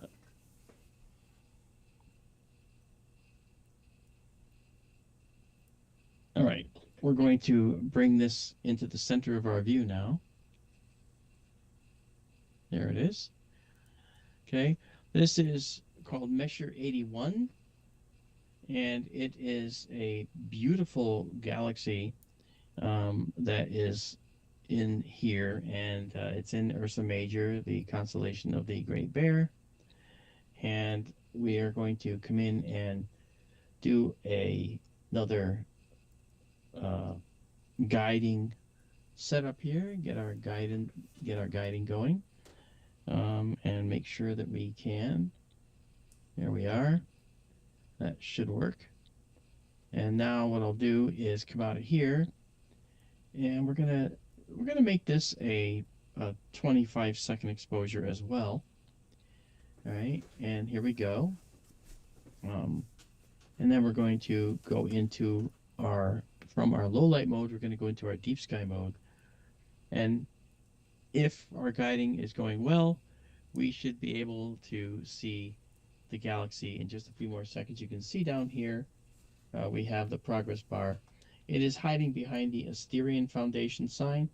Our thanks to Asterian Foundation for giving us a wonderful grant, seed grant money to get some new equipment, which we're about to do. And so that's fantastic. And you made that announcement tonight, I noticed. Experienced people in here before. That was Mike Toomey, who was actually in here earlier. Yep. Yeah, he's with Asterian. Okay, let's color correct. All right, and now let's look at this. So look at the size of this now. I'm not zoomed in on this. Well, I'm kind of, sort of. You can see that's how much I'm zoomed in. Okay, but this is Messier 81. And this is a very different looking galaxy from the other one. This one's actually kind of on an angle, isn't it? Mm-hmm. Sort of on a shallow angle to our camera. All right.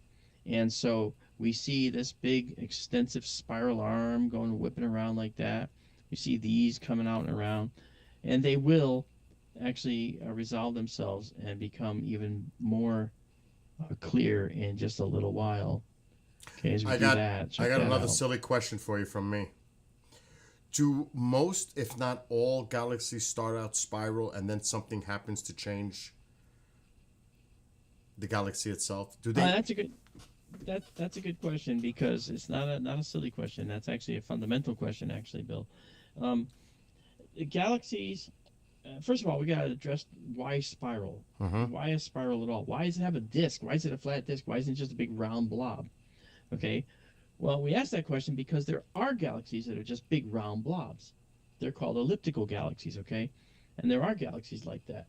But what happens is, and this is something that you learn in physics and that you understand when you see in space where things are falling toward a gravitational source, they will tend to make a disk, all right? It has to do with the way the particles are falling in toward the object. Right, they will tend to make a disk depending on their composition, really. So when we see a disk form in a galaxy, that's commonplace. So in many cases, the stuff will there'll be a nucleus, and many times at the center of these galaxies, what's living in here is actually a large supermassive black hole, what we call an SMBH. And a supermassive black hole is kind of like the seed that holds it all together, in effect. That's kind of where this comes from, So I think that's pretty cool. That is. By the way, I do want to take a moment to say hi to David Schmidt. David, I'm glad you're here. We were worried about you with Yep. the problems over there in Thailand, because that's where David's living. Uh-huh. And also want to say hi to Mary Ann, who was our guest on SkyTour Radio tonight. Yep. UAPPD. With UAPPD, yes. Bill finishing my sentence for me. Yeah. And then, of course, we have Kevin O'Neill. Hi there. Hi, Sherry's with us. And we've got a lot of people tonight. And it's so nice to see you all. Michael Hedrick, Renee Cruz, Roy Batty. Roy Batty's cool. Okay, Fantasy. And we have Donald Kunzer. Donald Kunzer actually had some really cool things to say in our radio show tonight. Donald Kunzer's a smart guy, you know. And Tiffany Echo started us all off, and Bonnie Stanley's here, Daisy and Zoe. Stan from Two Rivers Observatory, that's TRO. Hi there, Stan. I did start the stream a little bit late, but it started on TikTok, and then I realized that the stream didn't take, and I just started it up, and here we go. So we have Messier 81 in telescope in Benson, and we have the Andromeda. We have the Orion Nebula in the telescope out in the Sonoran Desert. Color correct another time there. Here we go. There we go. Look at that. Beautiful. Wow. So you see the beautiful colors, and you see this dust. Really, see how it comes in? Looks so much cleaner, so much better than the first image we saw. You know? So much better. All right. So while we're waiting for this image to bring in more images, we have 11 stacked so far. You can see right there, it says 11 right there. So what we've done is we take one picture, we take another, align it with the first, and then stack it on top, and we build an image sandwich. That image sandwich will make it so that we see less and less and less noise. This is noise you're seeing in the image here. We're going to see less and less of it. All right?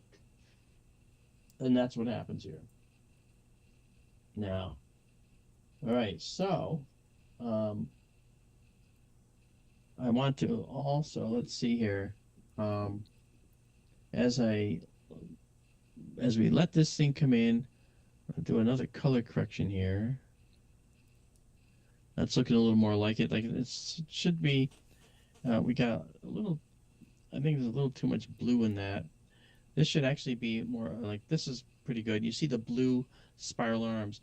The spiral arms of the galaxies typically are blue because that's young, hot stars, and young and hot means blue in astronomy and in the universe. Okay?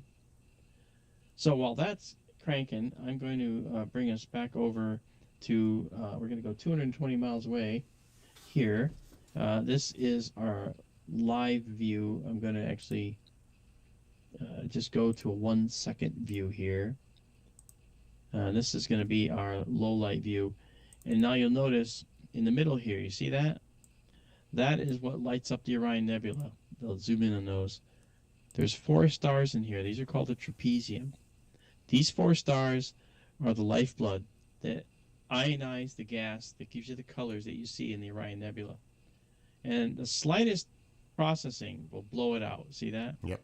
So to capture all this faint stuff, you got to blow that out. All right? So that's how that works. So, that said, let's now go here. And let's go back to this. And we're actually very low to the horizon now with Orion.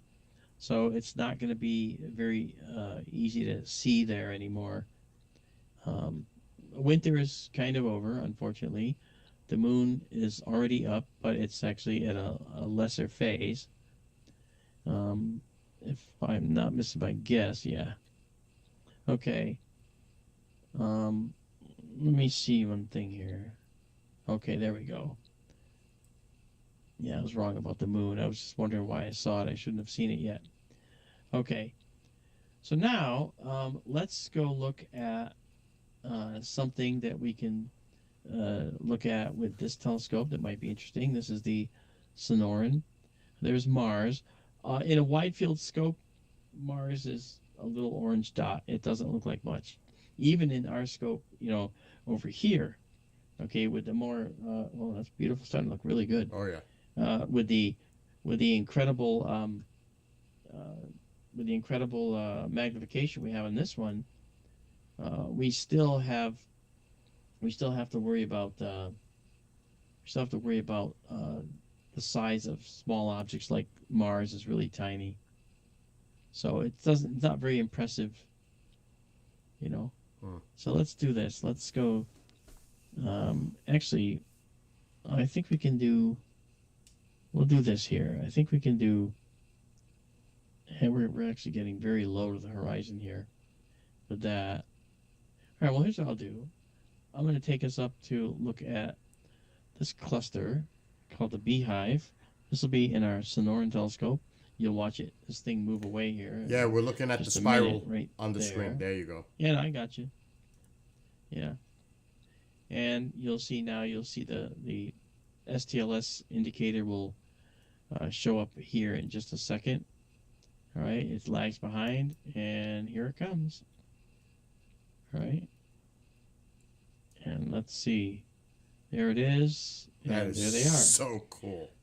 This is the Beehive, and what I'm going to do is I'm going to kind of bring this down a little bit. I want to get this back into our view.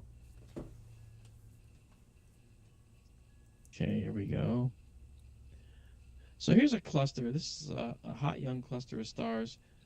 It may not be that young. It's actually it might be a little older. I have to consult the details on this one to make sure.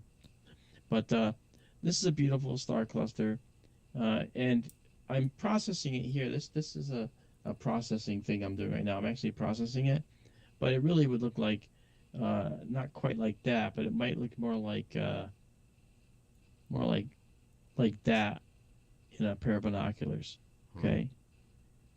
All right. So we're gonna just come out of this here, and we're gonna go into our low light image. But I'm gonna take a 12-second shot. We don't have to take many seconds for this. Okay. And of course, we're running at extremely fast photographic speed. Okay. So now we have this. This is the Orion Nebula we took, and what we're going to see is the Beehive overlay in just a moment. There's the Beehive. Now we see that there's some wind, and we notice that the stars are elongated, so we're going to get rid of them. And let's see if the next one comes in. Yeah, we got wind right now. We're trying to guide, but the wind is actually making it hard. So let's see. That's okay. Yeah. You see the spider web in our Yeah, I see building that. out there Yeah, it's dancing moving. around. Yeah, the wind. Yeah. That may be oh, here comes a satellite. Look. Yeah, That may be a black widow web in there, but lovely. we get lots of black widows. Yeah. Oh no, they're fine. You told me the same thing about the scorpions Yeah, in they're Marianne's backyard too. Oh yeah. No, they're fine. You're right. They're just fine. He goes out with the UV lamp and he's going around the perimeter of the property, and he's like, "Look, there's one. Oh, over yeah. there. Oh yeah." Yeah. Cool. Bill's favorite. Yeah, they're neat. Okay, so this let me do this and just set the target name here. Save the image with that annotation on there. Michael Hedrick says it's just amazing to think how many worlds we're seeing in this view. Absolutely. I agree with that. I agree with that, Michael. That's a very prescient thing to say. Okay, and now we will save this and save it exactly as seen. And now, let's go to another one that is right nearby. And, oops, sorry.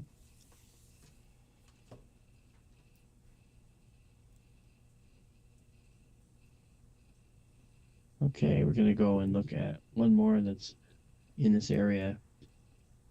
That's this guy right here. All right, so we're going to move to that in just a second. And what I'm going to do first is I'm going to come out of our stacking low light, and I'm going to go into our, I'm sorry, stacking deep sky, and go into our unstacking low light mode. So we can see this, and we'll see the frame here. That's the galaxy we just imaged. Okay. And I'm now going to have us come down to a little bit of a area. I'm going to center this up. Okay. And then say, go there. And you'll see this one move out of the view. Oh, wait a minute. You're not going to see anything move out of the view. There we go. All right. So I'm going to let the that beehive image come in, and let's see if we can get it without having too many problems with it. But meanwhile, this is the cigar galaxy, and we're going to let this build up a little bit. This one is pretty cool. And one of the problems we have is that the telescope is really low, and it might actually be, I don't think it's impacting the, not impacting, but being blocked by the light by the wall. But I'm gonna take us to a 10-second shot here.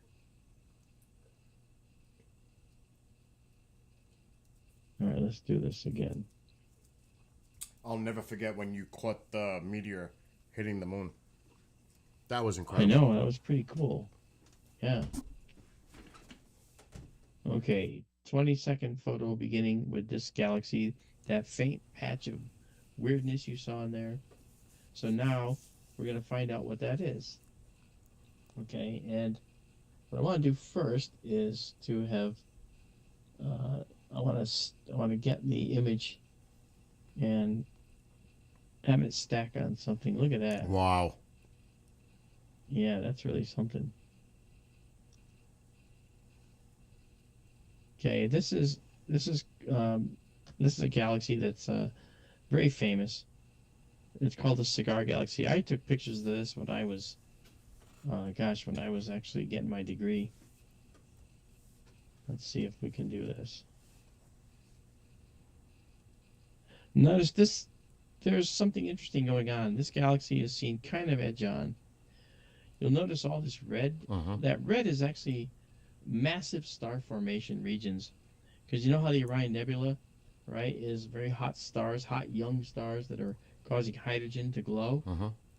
Well, that's what we're seeing here, but across a major part of a galaxy. This is all nebula in a galaxy. Just imagine a galaxy like this that has mostly this nebula in it like this. Now, again, this is a galaxy that's about the same distance as the other one, okay? All right, this one is, oh gosh, this is, looks like 12 million light years to the 23 of the other one. So this one's a little closer. The satellite just went through. Zoom. Yeah. But at 12 million light years away, you're seeing it as it was 12 million years ago. So you got to wonder, you think about it, what was happening on Earth 12 million years ago, right? That's when the light we see just now left that location. That's incredible. Can we predict what that galaxy may look like in present tense? Do you know what I mean? Like, yeah, there's a way. Yeah, there's ways to model that. But what you'd have to do is have studies of neutral hydrogen in the galaxy, which allows us to calculate rotation rates and see which way gas is moving. And so we can actually project what a galaxy may look like in a million years. Wow. But we have to have those studies in place. Radial velocity studies, galaxy rotation utilizes neutral hydrogen floating around that isn't ionized, just hydrogen gas that we can map and see which way it's going. See the details coming out now? Look at that. Mm-hmm. A lot of detail in here, yeah. And the size, the scope is like how many light years across? Can we make a guesstimate how large This this guy? is? Yeah. Well, I wrote a program to calculate, based on the size we see in the sky, Mm-hmm. and knowing its distance, how big it is in actuality. So I guess I could run it through that at some point. I'm not.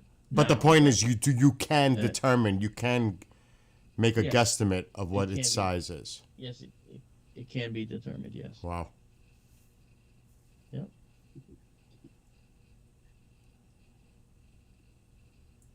Yep. And for example, Cosmic Ray rightly says that this galaxy has been affected by the one we just photographed. for That's example, why it's got some kind of look you see here. Yes, go ahead. in our Milky Way, what would be considered the closest exoplanet?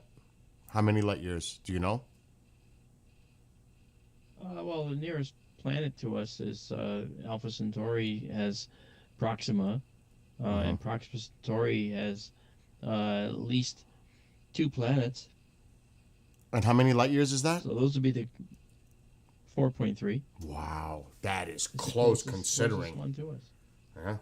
Yeah, it is. It is. Okay. And I've got this is M80. Let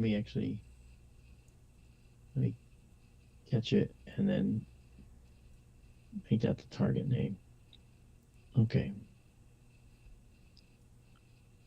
Save with annotations, and then, so when I say save with annotations, this is what's going out there. That's the image that goes out there, and you can actually take that image. This is actually not in it. This is actually just overlaid. Okay. So this image is free to take at skytourlive.org. Yep. All the images we take are available to you. Okay, so now I'm going to just save this and save it exactly as seen. And then we're going to come out of here and move to the other side of the sky. Okay, so there we go. And we'll come out of here, get away from that. Okay, there's our... And here we go. So there is the cigar galaxy, as they call it. Uh-huh. And now we're still facing north, looking at these things. So what I want to do is take us to a different location. Now we have over here, we have this image still coming in over here. And we'll keep that going for just a little bit of time. Let's make sure.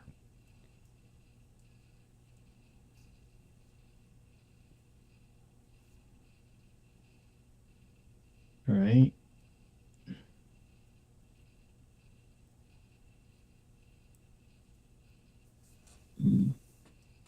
There we go. All right, now what I'd like to do,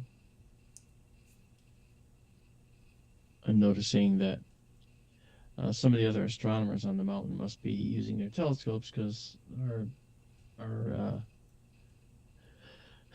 internet speed has slowed down considerably. It's a beautiful night there. I mean, that's Yeah, we got to makes sense. We could, right? Yeah. Well, that's okay. Let's come over here and let's come back here. And I want to take us up to something else. And I don't know that, we're maybe not sure we're going to be able to see that. But what we can do is this. We can come over here and we can view something called the Leo triplet. This is really pretty to see. And I believe, let me look at the altitude above the horizon, and I believe we can see it from here. Now, we had a discussion, moment. you and I had a discussion a few days ago, and you made it pretty much public today on SkyTour, the show on KGRA, about the grant. Now, how will that Yes. be beneficial to you as far as the equipment and some of the instruments that you can now upgrade for these telescopes? Yeah, we're actually going to be thanks to Mike Toomey at Asterian Foundation, and the grant that he uh, uh, awarded us. We're going to be able to get a system that will allow us to literally decipher the compositions of things we see in the night sky. Like when we look at this galaxy here, we were just looking at over here, okay? This galaxy has some emission in it, and this emission is this hydrogen that we see here, but there might be other things, right? And so what we're going to do is we're going to look at this galaxy in detail and get a spectral reading of it and see what other elements Wow. we can see in the spectrum of this galaxy. We can look inside a planetary nebula like the Ring Nebula or the Helix Nebula or the Dumbbell Nebula. Wait. So And we'll is be it able to detect. is it possible that you'll be able to, with this type of equipment, to detect the properties necessary for like an exoplanet and those conditions that would be sustainable for the possibility of life? It depends on it. It depends. You need a very, very high resolution spectrograph to do that. Okay. We're going to have a nice resolution spectrograph. It won't be the very high resolution. The high resolution spectrographs are, $50,000 and up. And the one we're looking for is maybe $12 or $1,500, and maybe with all the additional pieces around $3,000, $4,000, $3,500 plus a camera. So we're getting some very, very important equipment from Asterian Foundation, and that equipment is going to allow us to make our way in the universe to other objects and decipher their compositions. And it doesn't mean that we can't do real science. We certainly can. As it is, we have an app that was written by Isabella Melamed, our Bulgarian super fan and super amazing person. And with that, you can go find every single time we took photographs of, say, this galaxy that we just looked at. And you can do comparisons to see if something changed in there. And we found things that have changed. There have been asteroids that came trickling through the field that we never saw. So stuff like that is really important. Yeah, let me look in here for a minute and see if I can. I don't think we have enough stars. Oh, we do have enough stars. Look at that. Here comes another one of mine. Wow. If we were observing Europa, Wow. if we were with this type of spectrograph, would we be able to penetrate through the ice and see the properties underneath the ice sheet? No, this isn't radar. Okay.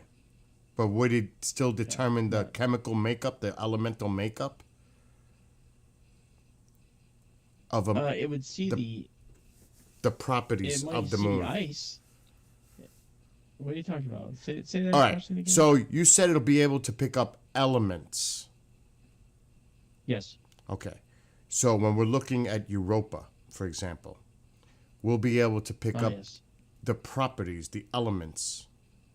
But obviously, like you said, it's not like it's an underground or under ice array that can detect. It's like a radar. But we'll be able to get a good idea of the properties, the elements that make up the moon. Well, I mean, it has light coming off of it, so we'll be able to look at the light bouncing off the ice. Fantasy, that's not what I'm talking about. So,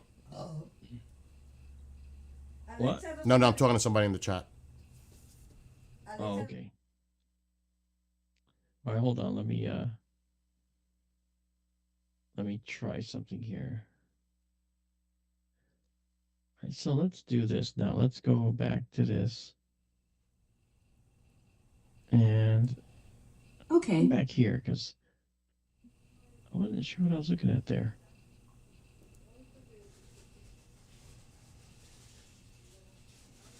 Hamburger Galaxy, were we looking there? Yeah, I guess so. All right. Let's see what happens. Let's do a 25-second shot. This doesn't look right to me, but I could be wrong. What's up, Kathy? He's also streaming on his platforms as well.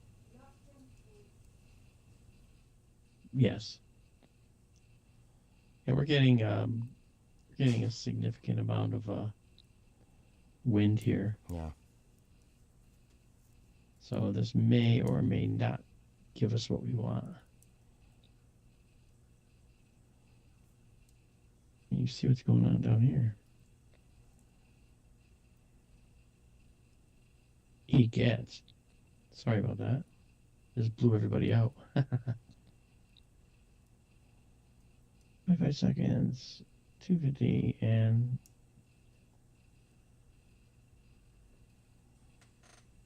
okay. Let me do it this way.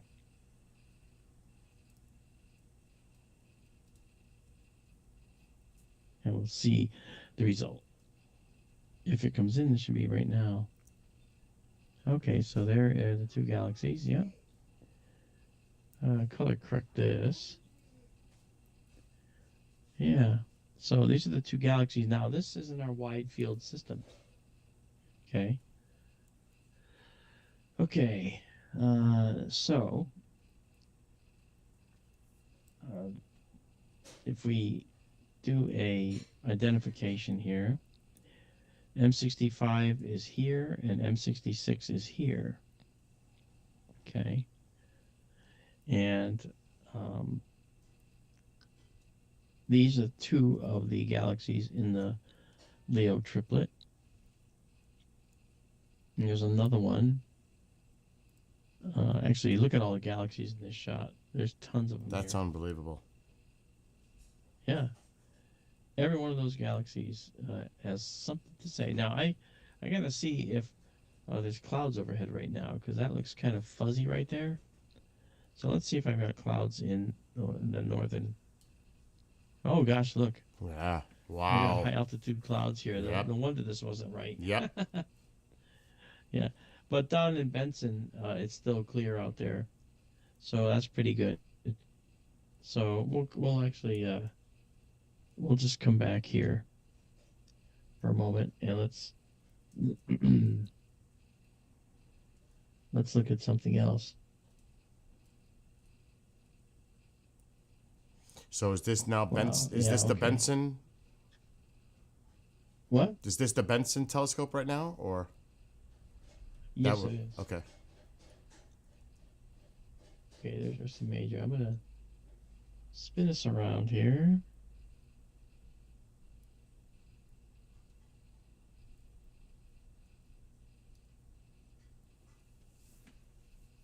There is Spica. And with this telescope, we should be able to see it up here, I think. Yeah. Every single thing you see here is a galaxy. Every little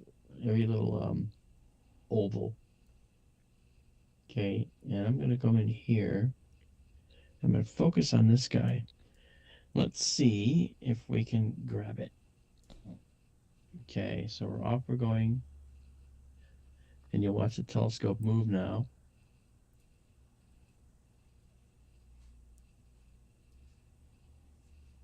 Okay, the telescope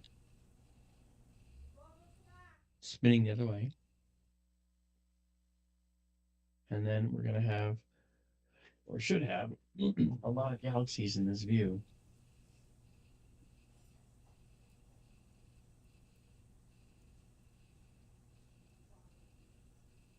Okay, so let's go see.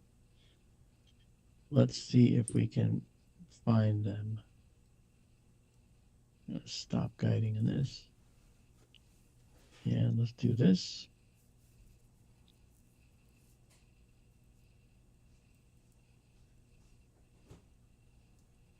Okay.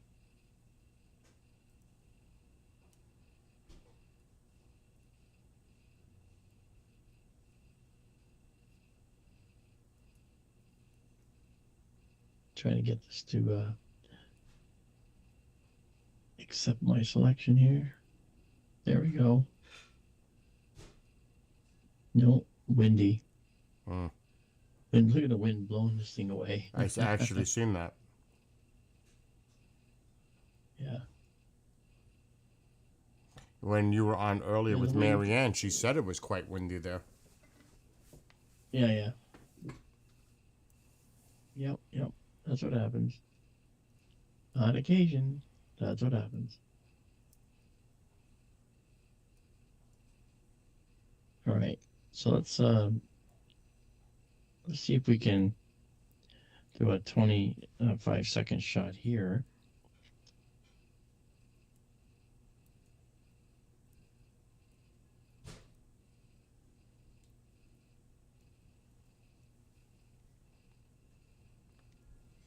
It's actually And go windy into here. our live stack. Huh? It's windy here right now.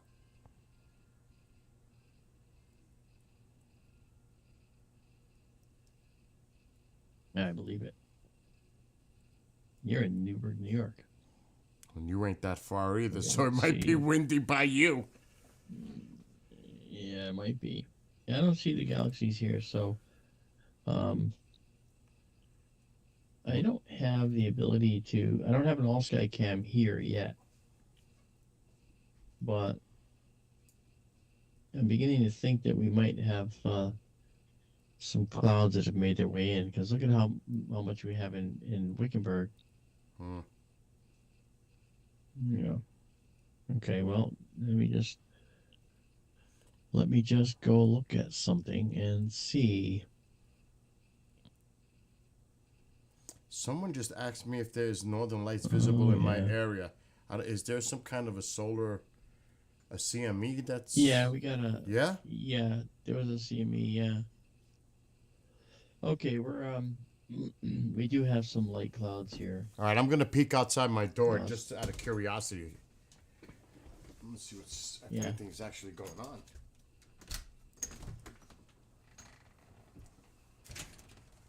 I'm looking in the all sky here. We actually had north and up here. Notice the compass rose north, south, east, and west. We had auroras all up in here and to the north when we had that last coronal mass ejection. Really, really fun stuff. Okay, let me. Not that I could see. Yeah. Nothing visible here. Okay, good. So it knows where I am, so I'm going to do this. I'm going to check that. That's where I want to be. Okay, we got a few things to look at here. Let's see Oh, if we're wow, actually in yeah. trouble here with this. So What? these thin clouds are in both locations right now? I'm hoping not. I'm about to find out. Okay, because I just stepped out to see if I'd seen anything outside, but it's probably way up north. Mm-hmm. You had it 2 Well, days you can ago. look at the auroral oval online. Yeah, space weather. Okay, I'm actually I'm re-syncing with everything to make sure that I can see what we want. Yeah,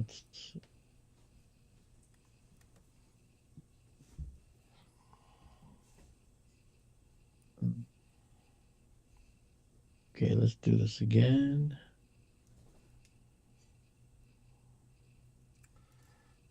They are saying it, that there is a possibility tonight. Oh, really? Mm-hmm. It says Wow. here, Earth magnetic field is reverberating from the impact of a cannibal CME on April 15th. Geomagnetic Yeah, storm levels are currently ranging from G2 moderate to G3 strong. If this activity persists at current levels, auroras could appear across Canada and some northern tier U.S. states during the night of April 16th and 17th. Wow. Yeah.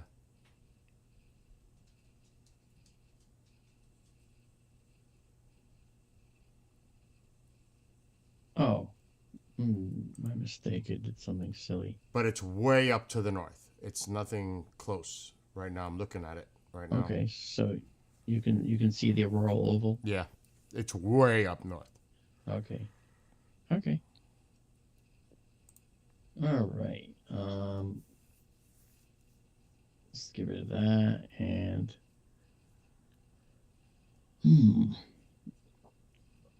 this should have been. All right, I want to just check out where we think we are.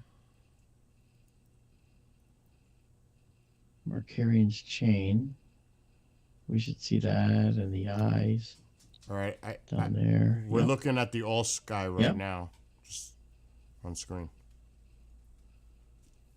Yeah, yeah. Let me just. I was working with. Try to get this working. So. Oh, okay. Okay, so let's do this now. Let's move this up there, and let's move it over.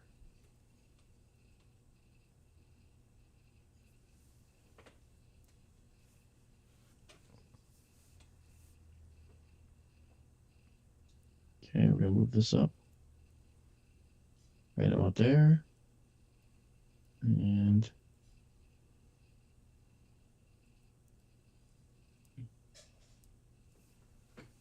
I get this centered up a little bit. Okay, galaxies tend to be faint, guys, but we're gonna try here. We're gonna see if we have light clouds or not, because I'm gonna do a 25-second shot, and it should be pretty clear. But it looked like we've had clouds in some of these other shots. And sometimes what happens after the sun goes down, the desert releases its heat, and you actually get a high bank of clouds for a period of time. And they disappear later on in the evening, for sure. All right, let's see if we get I'll dock that up right now. When we didn't have any clouds earlier, it was actually looking pretty beautiful. Wait a minute, so let me just get rid of this. Yeah, okay. Yeah, these streaks here, these are indicative of clouds. Unfortunately. There's a beautiful galaxy there.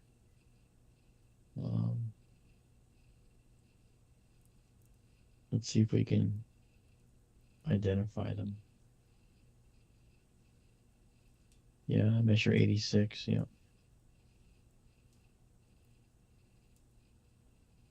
Okay.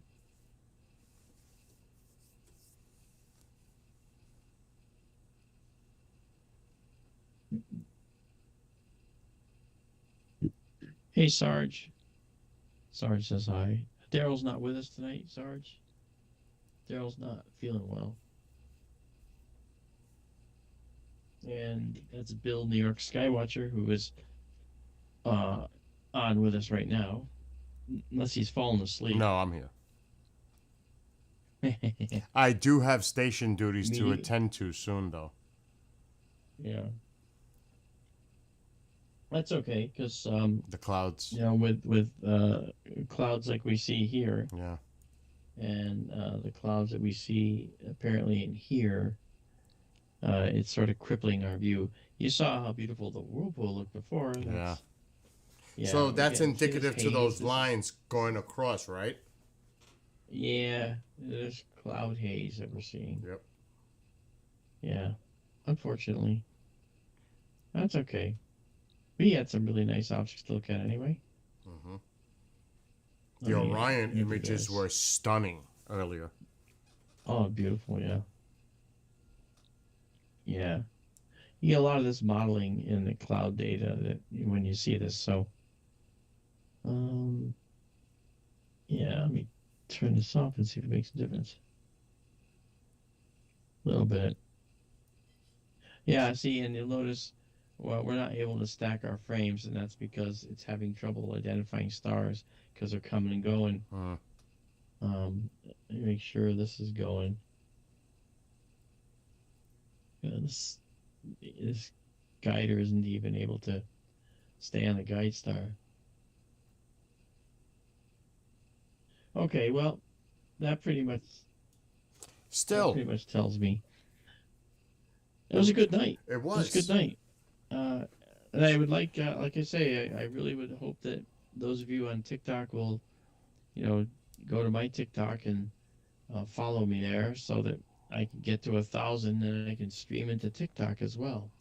So for those on my TikTok, You know, go to SkyTour live stream. It's all one word. You can search it. Even simply SkyTour on TikTok, and you'll find his channel. And follow it. This way he can build up, like he just mentioned, 1,000 followers. This way he can go live to TikTok. yeah, we can start spreading the word, man. This is great. Again, I want to thank Mike Toomey of Asterion Foundation for Yes. uh, helping us out with what we're doing. We're going to move into the next phase of what SkyTour is all about. Thanks to the organization and the foundation he's part of.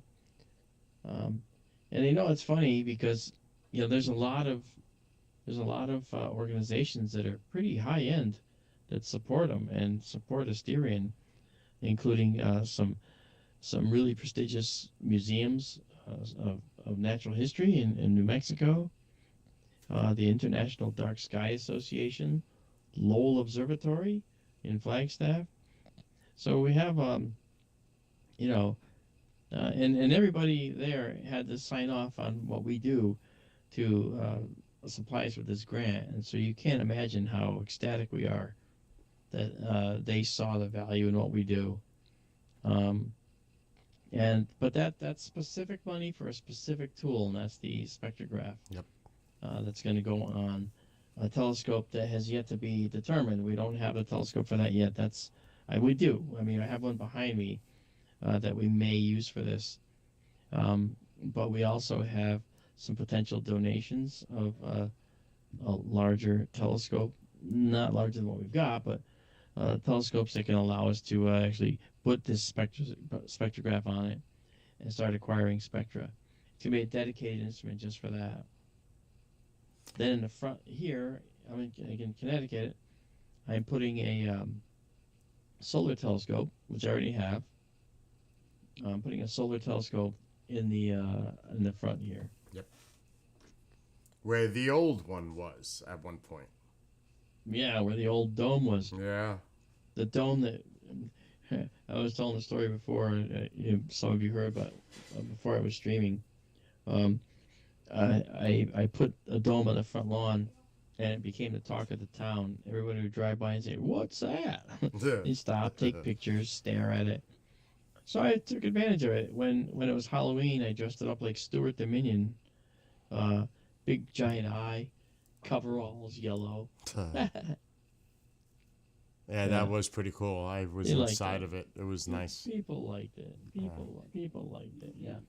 So, but I sold the dome because we grew out of it, and the next thing I'm gonna get now is I'm gonna get a much smaller container that's gonna hold the solar telescope. And of course, it'll be all fully remote. I'll run it from here, and the cover will open up and allow the telescope to see the sky. And there'll be a dedicated solar mount on it. When you turn on the mount, it finds the sun and lines up the telescope on the sun. And that's what we're looking for. That's what we're looking for. And also thanks to what Marianne and Tara do as well. Of course, yeah. Marianne and Tara are the ones that were the movers and shakers to get this telescope in place and to get this telescope in place. Okay. I built the All Sky Cam, which is kind of cool. I found out a way to build the All Sky Cam, and it really came out beautiful. And so you see all this data. This is from Thomas Jaquin's All Sky. See right now it says the moon elevation is minus 16 degrees from above the horizon, so it's minus 16. It'll come up eventually. But you see the brightness over here.